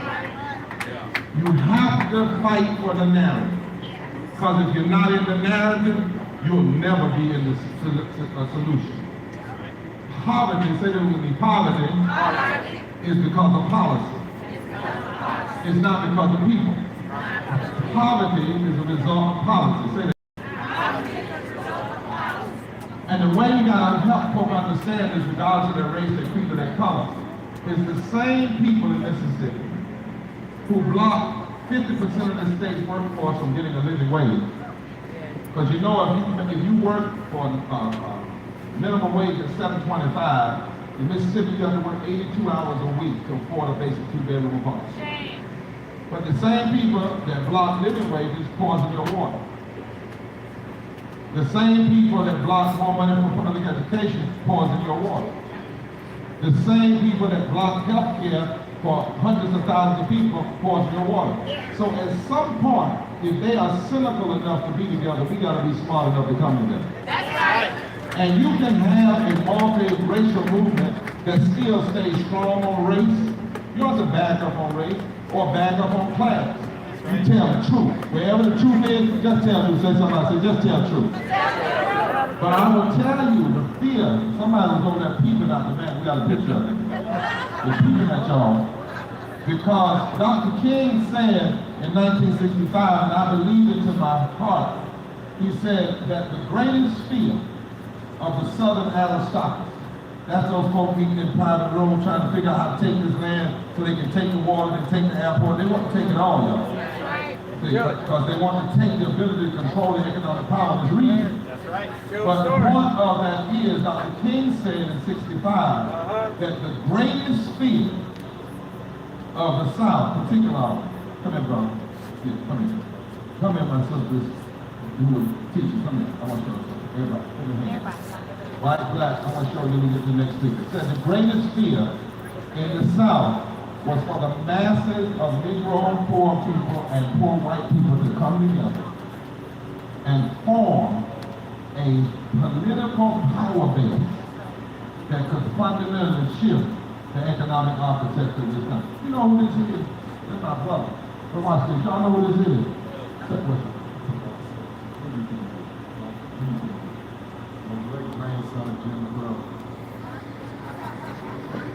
You made that. Now, it was meant that he and I were together. We were on a lot of stages together.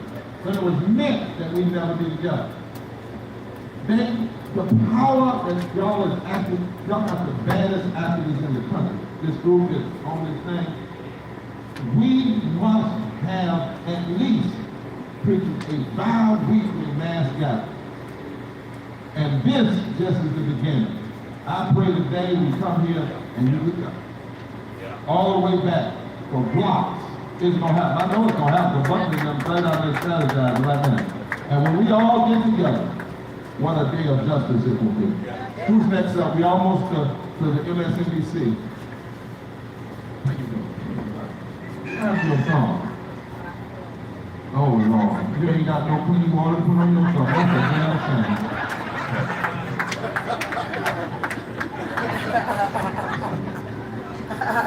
Good evening, everybody. I'm Cassandra Welchland, the Executive Director of the Mississippi Black Women's Roundtable. You know, what has been said to me and what has been said to you all, and I have to agree, is that policy impacts people's kitchen table. At the end of the day, we say it all the time. Policy impacts people's kitchen table. That's right. And we also have to have this conversation, not just about race, but also about gender. That's it. And who is impacted. And we know in this city, it's impacting Black women. And it's impacting Black women who are heads of households. Talk, sister. That's it. 49% of Mississippi's households are led by single Black moms. 8 out of 10 Black women are breadwinners and co-breadwinners of their families. In the state of Mississippi, Black women are making 56 cents on the dollar. And what that means is 44% of her 44 cents is missing that can go back into her bank account that can pay for and respond to a crisis such as this water crisis. But policy matters to people's kitchen table. Policy matters when that mom has to be able to go to work, but she can't go to work because that child care center is closed. And so that means that she doesn't have paid leave to take off work, right? And because she doesn't have paid leave, so she has to now stay at home, and she may lose that paycheck, but she also may lose that job. And so, that's right, the intersectionality is right. And she's also that same mom that contributes back to the city's economy, back to the state economy, because she is the breadwinner. She does have wages that's gonna go buy a car, who's gonna patronize Walmart, who's also gonna buy those groceries, but she also may need a refrigerator, and she has the money. She's gonna go to Lowe's and patronize Lowe's, and then she's gonna go to that gas station that's right in her community and buy gas. So her dollars are spending back into that community. And so policy matters, and we have state leaders that would not extend Medicaid expansion. That's right. The state government, and we get calls, all of us get calls from moms who need their rent paid. We get them every day. It's a failure of leadership. So I'm going to take it back to the vote. November 8th is coming up. We have infrequent black women voters in this city, in this county, 22,000 of them that are infrequent black women voters. Infrequent black women voters, I'm talking to you tonight. We need you to show up on November 8th. Politics matters, and your vote is your vote. Thank you. So your vote is your voice.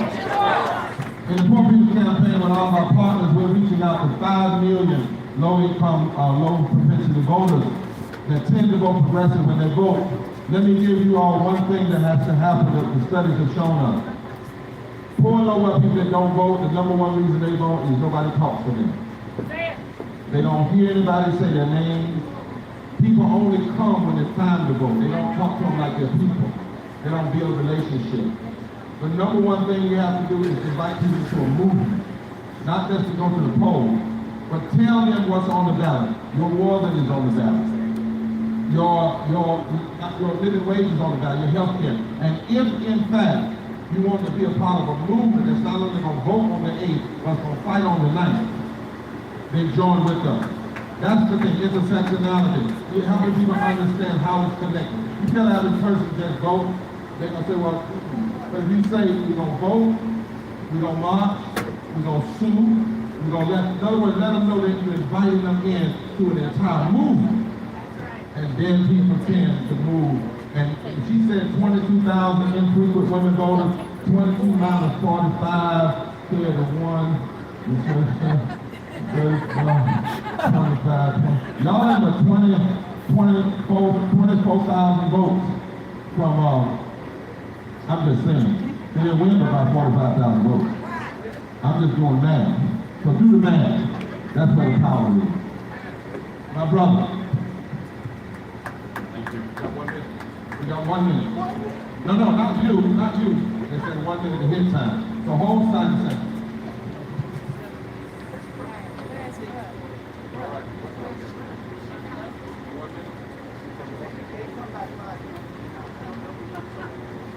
Okay, you go ahead on, Doc. If I say we're on, that means we are coming on MSNBC. They want to see all the people you can follow and come back. We do that in Black Preaching all the time, so that's not Good evening, everyone. Thank you all for coming. This is a very important cause, so thank you. Thank you, Reverend Barber, and thank you, Pastor C.J. Rhodes, for standing with the people. Hello, my name is Charles Sims. I'm a civil rights activist, United States Army combat veteran, and founder of the Dream 2020. I was born in Oxford, Mississippi. Therefore, the peace and tranquility of all Mississippians is very important to me. Today, I came to Jackson, Mississippi to dramatize a heinous condition. I am here to speak truth with power. I have come here today to highlight the economic and institutional racism that has led to the water crisis in Jackson. A crisis delayed and neglected will only be a crisis magnified in the future. The crisis now has amplified exponentially, and now thousands of people in Jackson are going without clean drinking water. Because of this, I'm here to stand in solidarity with a community that is going through very tough times. With all due respect, this is the capital and largest city of this great state. They should have the best drinking water, not the worst. Clean drinking water is not optional. Tate Reeves, clean drinking water is not optional. Clean drinking water is mandatory. Clean drinking water is not only a civil right, it is a human right. Recently, as a country, we have sent tens of billions of dollars to Ukraine, armaments, as well as water purification, but we can't fix our own aging pipes here. This is absolutely absurd. I know the effects of institutional and economic racism can have on our community. My 3 times great-grandfather is Senator James Z. George of Mississippi. He was a Confederate general and primary architect of the Jim Crow laws. So don't even try to tell me racism has nothing to do with this crisis. How long did it take for the coast to rebound after the effects of Hurricane Katrina?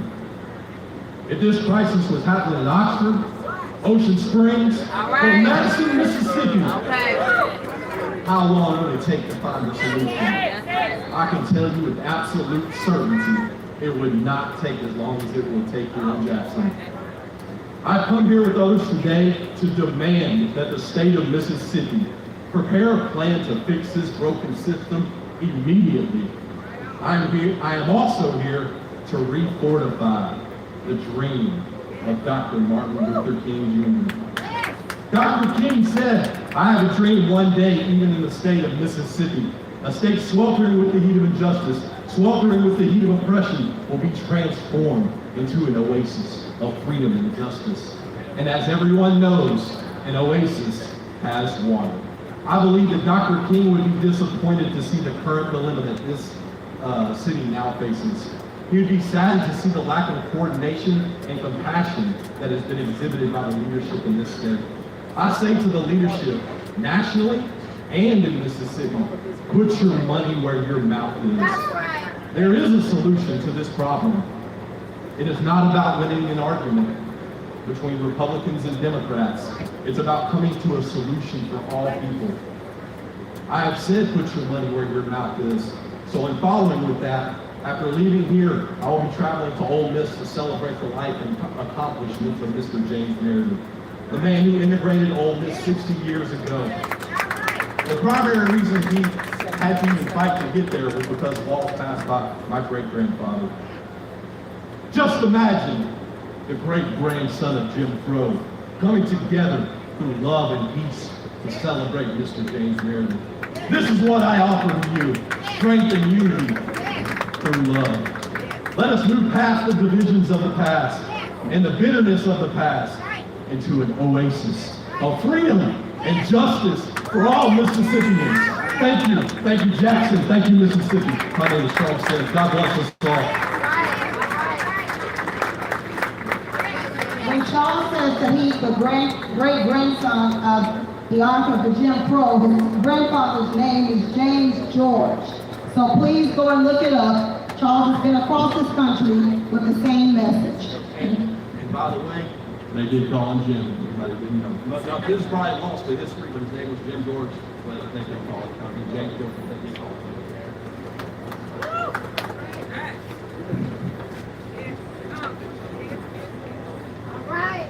Y'all been out here marching. Y'all been out here screaming.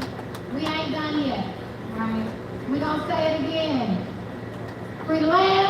Free the land. Clean the water. Clean the water. Keep it public. Keep it public. Free the land. Free the land. Clean the water. Clean the water. Keep it public. Keep it public. So I'm excited right now, y'all. I'm calling my sister up to the stage and my brothers. We gonna call Tamika Mallory, my son is and Mark, you gonna join up in here? Come on up here. I'm still free. Came to visit us here today. Clean the water. Keep it public. Free the land. Free the land. Free the land. Come on, woman king. Let's get it hyped out here. No justice! No justice! No justice! No justice! And if there ain't gonna be no justice, there ain't gonna be no damn peace. Reverend Barber, can I say damn up here today? Is that all right with you? He said I can say damn. All right, he said it too good. We in trouble together. Let me join my sister Rukia in saying, free the land. Free the land. Clean the water. Clean the water. Keep it public. Keep it public. I am Tamika Danielle Mallory, one of the 4 co-founders of Until Freedom. And in 2016, many members of my organization were in Flint, Michigan, where the people in that city were being poisoned as well. I want somebody out here today to say, environmental racism is real. Environmental racism is real. From Flint, Michigan to Jackson, from West Baltimore to Jackson, from Newark, New Jersey to Jackson, and even in New York City, where the New York Public Housing Authority has now found arsenic in the water. Environmental racism is real. Let's not play with ourselves and try to find Racism is the reason why the people of Jackson, you all do not have clean water. Racism is the reason why clean water is a problem for people all over this nation, and we are going to call it out. Damn the lie that there is no money. Damn the lie that it's too challenging to fix the system. That's right. Damn the lie that it's going to take time. That's right. And damn, the attempt to blame it on our brother, the mayor of this city, because he has been sounding the alarm for years that there's a problem. If communities that were majority white and affluent were in this situation, it would have been fixed. If in New York City, Fifth Avenue had a water crisis, Park Avenue had a water crisis, it would be fixed. Because racism exists, water is killing our people. It is poison, it is wrong. Our mothers, our babies, our elders are dying because they are killing us, and it's intentional. They do not want to see us thrive and survive.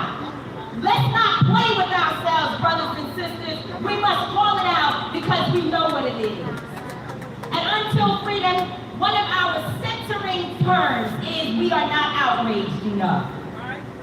We are not outraged enough. We say that whenever we get too comfortable. Whenever we are not fighting.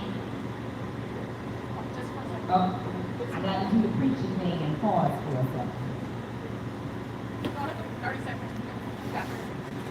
We say that whenever we need to be recentered, whenever we need to get back on the streets and fight like hell. So I want you all to do one thing for me today, which is to make sure that your governor knows that the people from New York came here to fight. Right. We didn't come to play games. The people who moved to Louisville, Kentucky to fight for Breonna Taylor, we are here in Mississippi, and we will not leave or back down until the water system is fixed.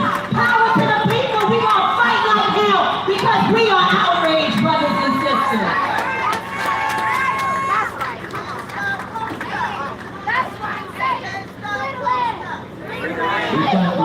Thank you to our sister. And you know, brothers and sisters, I have my back to you. What we're doing is we just told you had a minute. And it's important for us, we want this sister who's impacted to hear, because all movements must begin indigenous.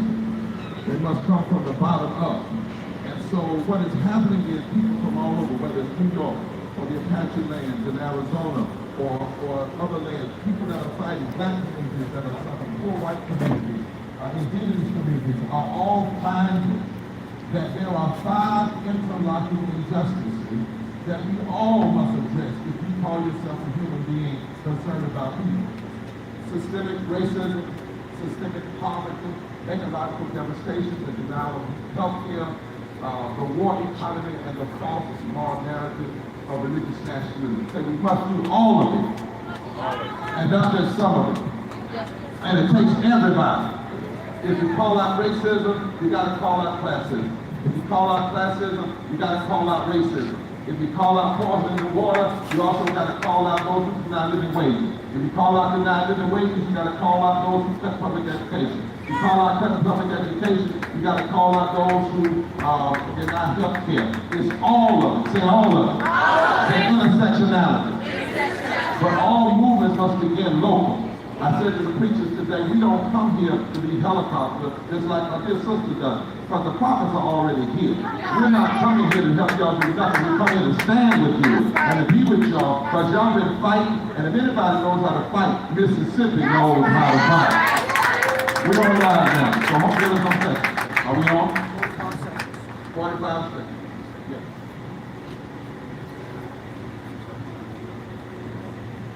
We will be wrapping up soon. We have news channel MSNBC They're asking here. that we give them 3 minutes of silence until they can get on. The cameras are looking at you all right now on MSNBC, and we're going to try to, this sister's going to be representing all of you all. What I said to them is when they said, we'd like to do an interview with you, I said, no. We do an interview with somebody from here. Because that's what has to happen. We have to bring the impacted voices to the fore. Is that right? That's right. Say, I will. Be heard. Be heard. I demand. To be heard. To be heard. We can. Build. Fight. And stand. Together. Here we go.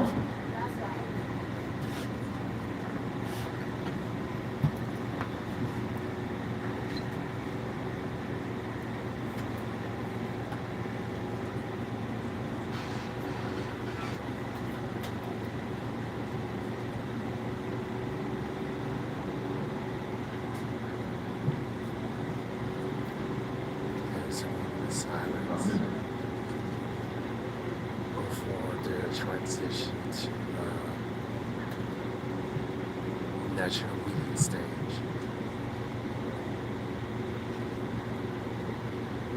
We're still here in Jackson, Mississippi. There was a march, now made a rally to protest polluted water in the city, and we are not too far from, so that's the governor's mansion for Mississippi, the state of Mississippi.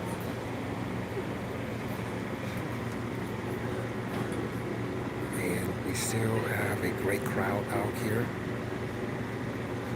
that is partaking of this rally.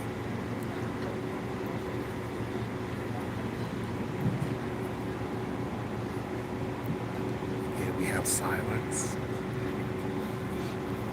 until we are officially on the air with MSNBC.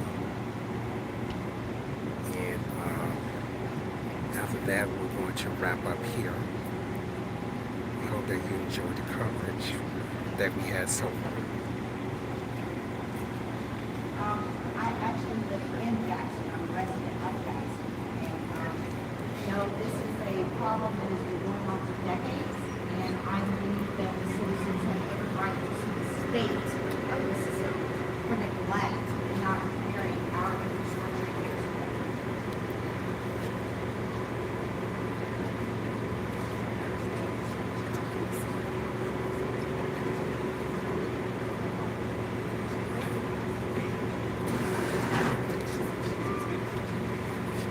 Our mayors, as far back as I can remember, have asked state leaders for assistance in repairing our aging infrastructure. They have not received it, not received a large enough amount to offer the repairs that we need. And so here we are, our system failed, and we are still going to experience this in the winter months if it is not completely repaired. All they have done is done some patchwork, okay? The state has not fixed it yet. So that is why we are here today. That's why we are demanding that our water systems be fixed, that our pipes be fixed, that our children are no longer exposed to lead and copper and bad things in their water because we deserve clean water.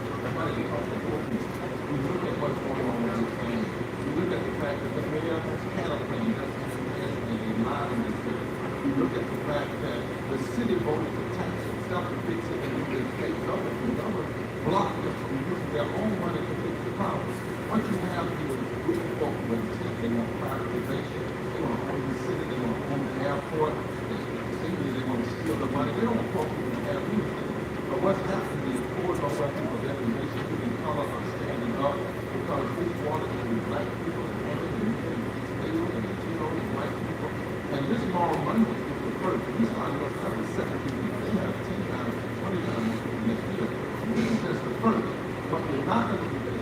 What they're not going to do is allow it to be patchwork and get it out of the media and continue to do the same. People are tired of having to wash their babies in boiling water. They're tired of being having to fear because the state and the government has been more interested in blocking fixing what needs to be fixed than helping to fix what needs to be fixed. The state, the federal government, all of them, all of them, do this. My sister Mallory just said, if this was anywhere else, if this was in an affluent community or an affluent city, this would not be happening. This would not be happening. This happens here because of that. People are standing up and deciding they're not going to be silent and quiet anymore. And they've been organizing for years about this. This is not just something just starting. These people have been organizing for years for this. For the question.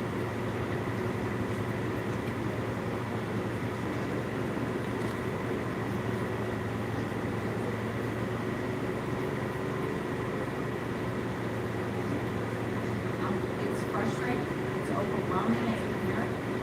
When the water is gone, schools are closed.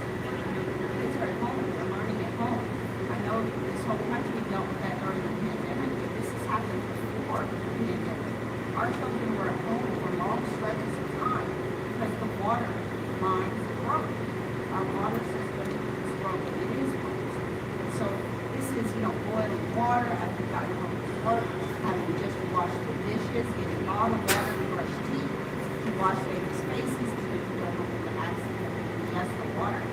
This is a time-consuming, a frustrating, money, costly, you name it, it runs a list of things that are inconvenient as well as unfair. I mean, the list goes on. It's immoral, it's sinful, it's not okay, it's not right. And sure, one thing, what is also the same thing that they block they block health care in the state. So we're and they're also forcing the water. That's why people are coming together for their time.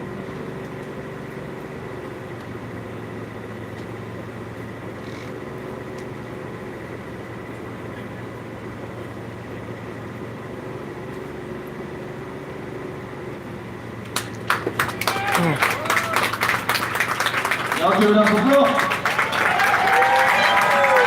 There's a young lady that was up there. That all right, Mr. Mayor? Right here. To let the people speak.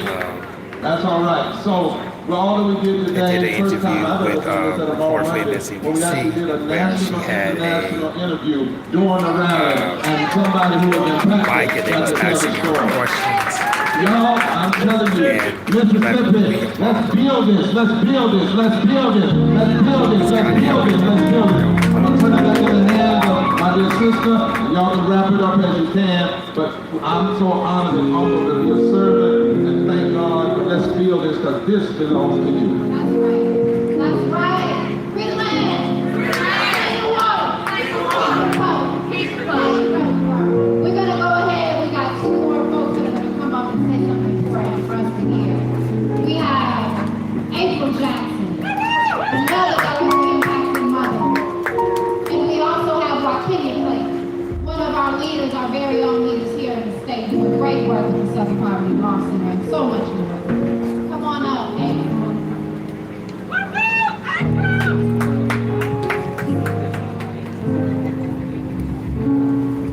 Hey, how everybody doing tonight? Alright. I am from Jackson also. I'm 32 years old and I have 8 children. I also have a newborn baby.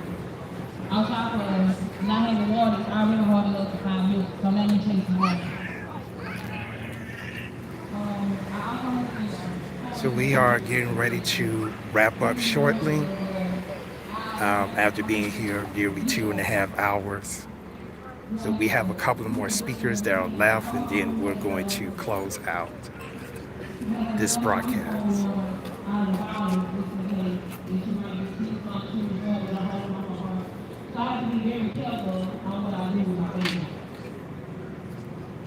We're going to tune back in.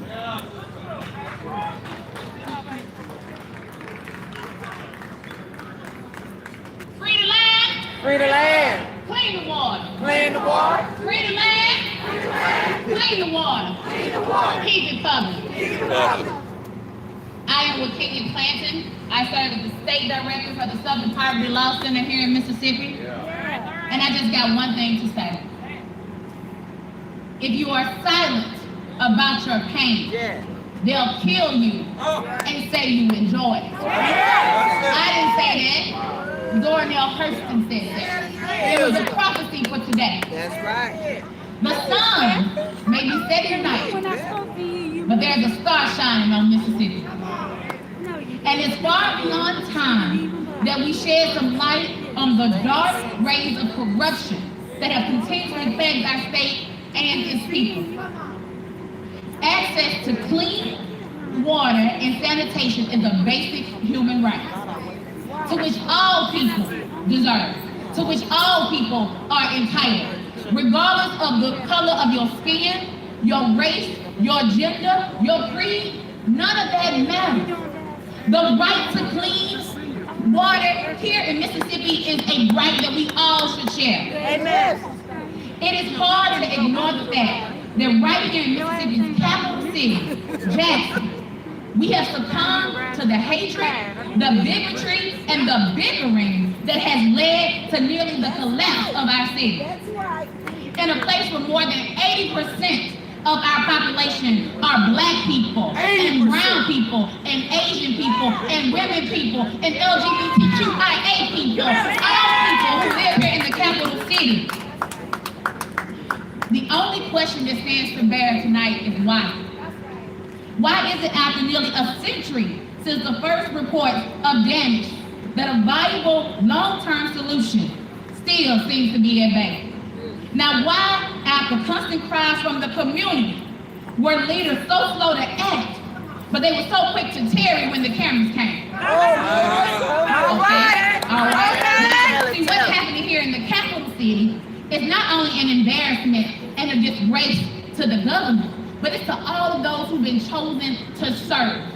Whether you have been elected or whether you have been appointed, the never-ending list of excuses and the use of aimless finger pointing as an attempt to escape responsibility and accountability for your inaction, it gotta stop. That's right. That's For right. far too long, these self-interested leaders have been allowed to play politics with people's lives. Come It on. is reckless, it is irresponsible, and it will not be tolerated. This water crisis in Jackson is an accumulation of decades and even nearly a century-year-long of neglect. When the capital city loses, Mississippi loses. Rich people lose. Poor people lose. Black people lose. White people lose. Brown people lose. We all lose. Jacksonians are resilient people, but they are also people who deserve respect and dignity. The dignity to rise in the morning and be able to wash your face and brush your teeth and trust the water that does that. The dignity to be able to prepare a meal for your family and not be afraid that you are poisoning them because you can't trust the water supply. Just the dignity of being able to trust that the toilets will flush and the washer will run when you go to use them. Come on. Now we can blame the decades of systemic racism and oppression that have led to the socioeconomic starvation and devastation of this city. But where does it stop? And where does change begin? Our communities have long been at the losing end of a game that was never designed for us to win. But tonight, we declare game over. We demand that the state, local, and federal government officials continue to work toward a unified goal that addresses the needs of all communities and businesses here in the capital city, as well as every other poor and impoverished place that's here in the state of Mississippi. That's right. We demand that the water becomes a clean and safe utility that remains a public utility. That's right. And that the safe, clean, and clear water of that utility flows freely and securely into every community, every home, and every business right here in Jackson. Silence is violence, and the people of Jackson sit silent no more.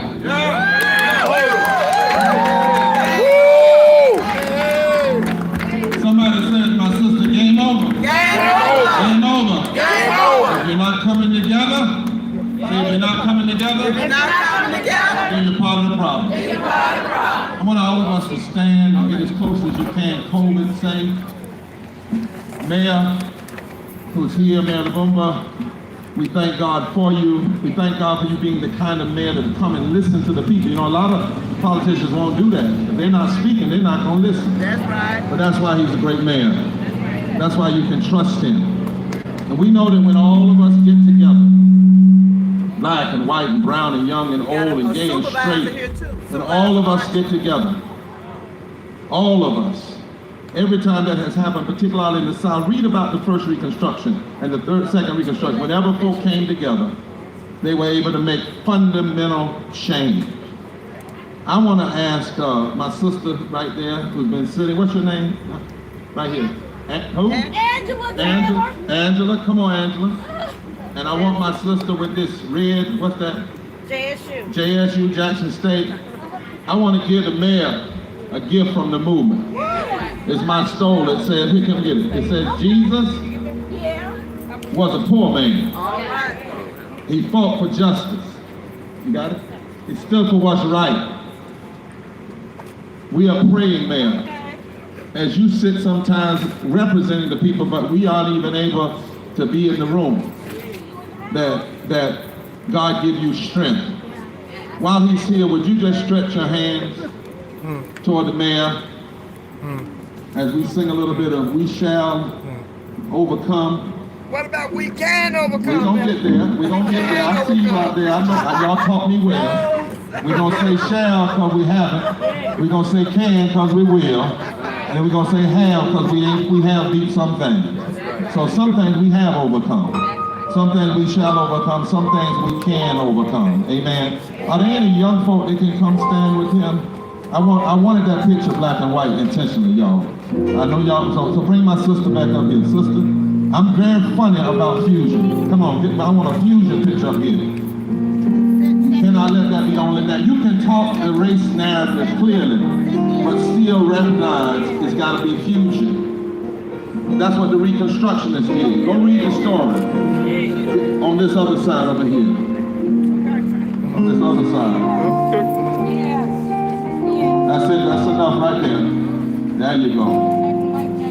Rest of us stretch our hands out.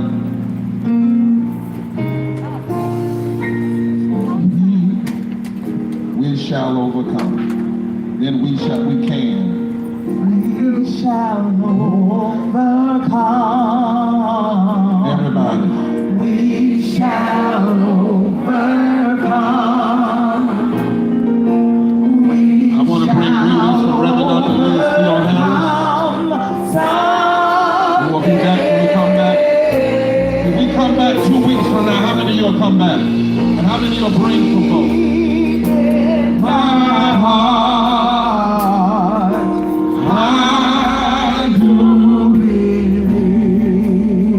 Oh, we shall overcome someday. We can overcome. Come on.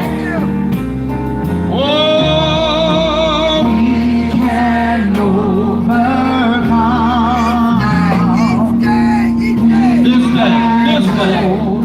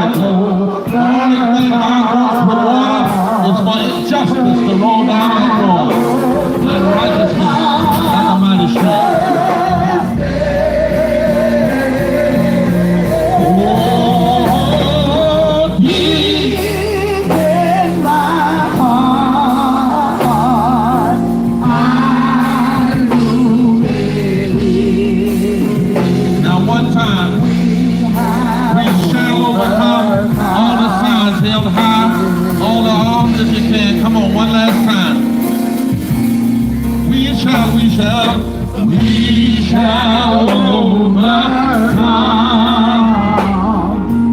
We shall overcome. We shall overcome.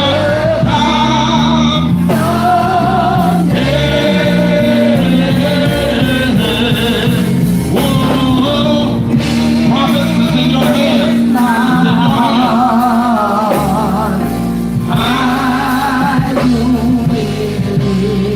Oh yes. We shall overcome someday. Oh yes. We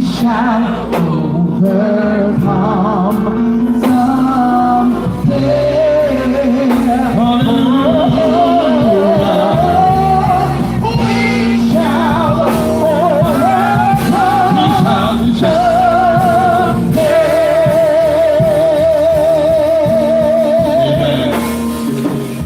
Because we're a movement and we're in the fullness of our tradition, not only do we sing the great civil rights hymns, but every now and then we got to put a little soul in it. Yes, sir. And back in the day, the OJs said something that ought to be the mantra of Jackson. You got to give the people what they want. Come on, DJ, as we leave here today.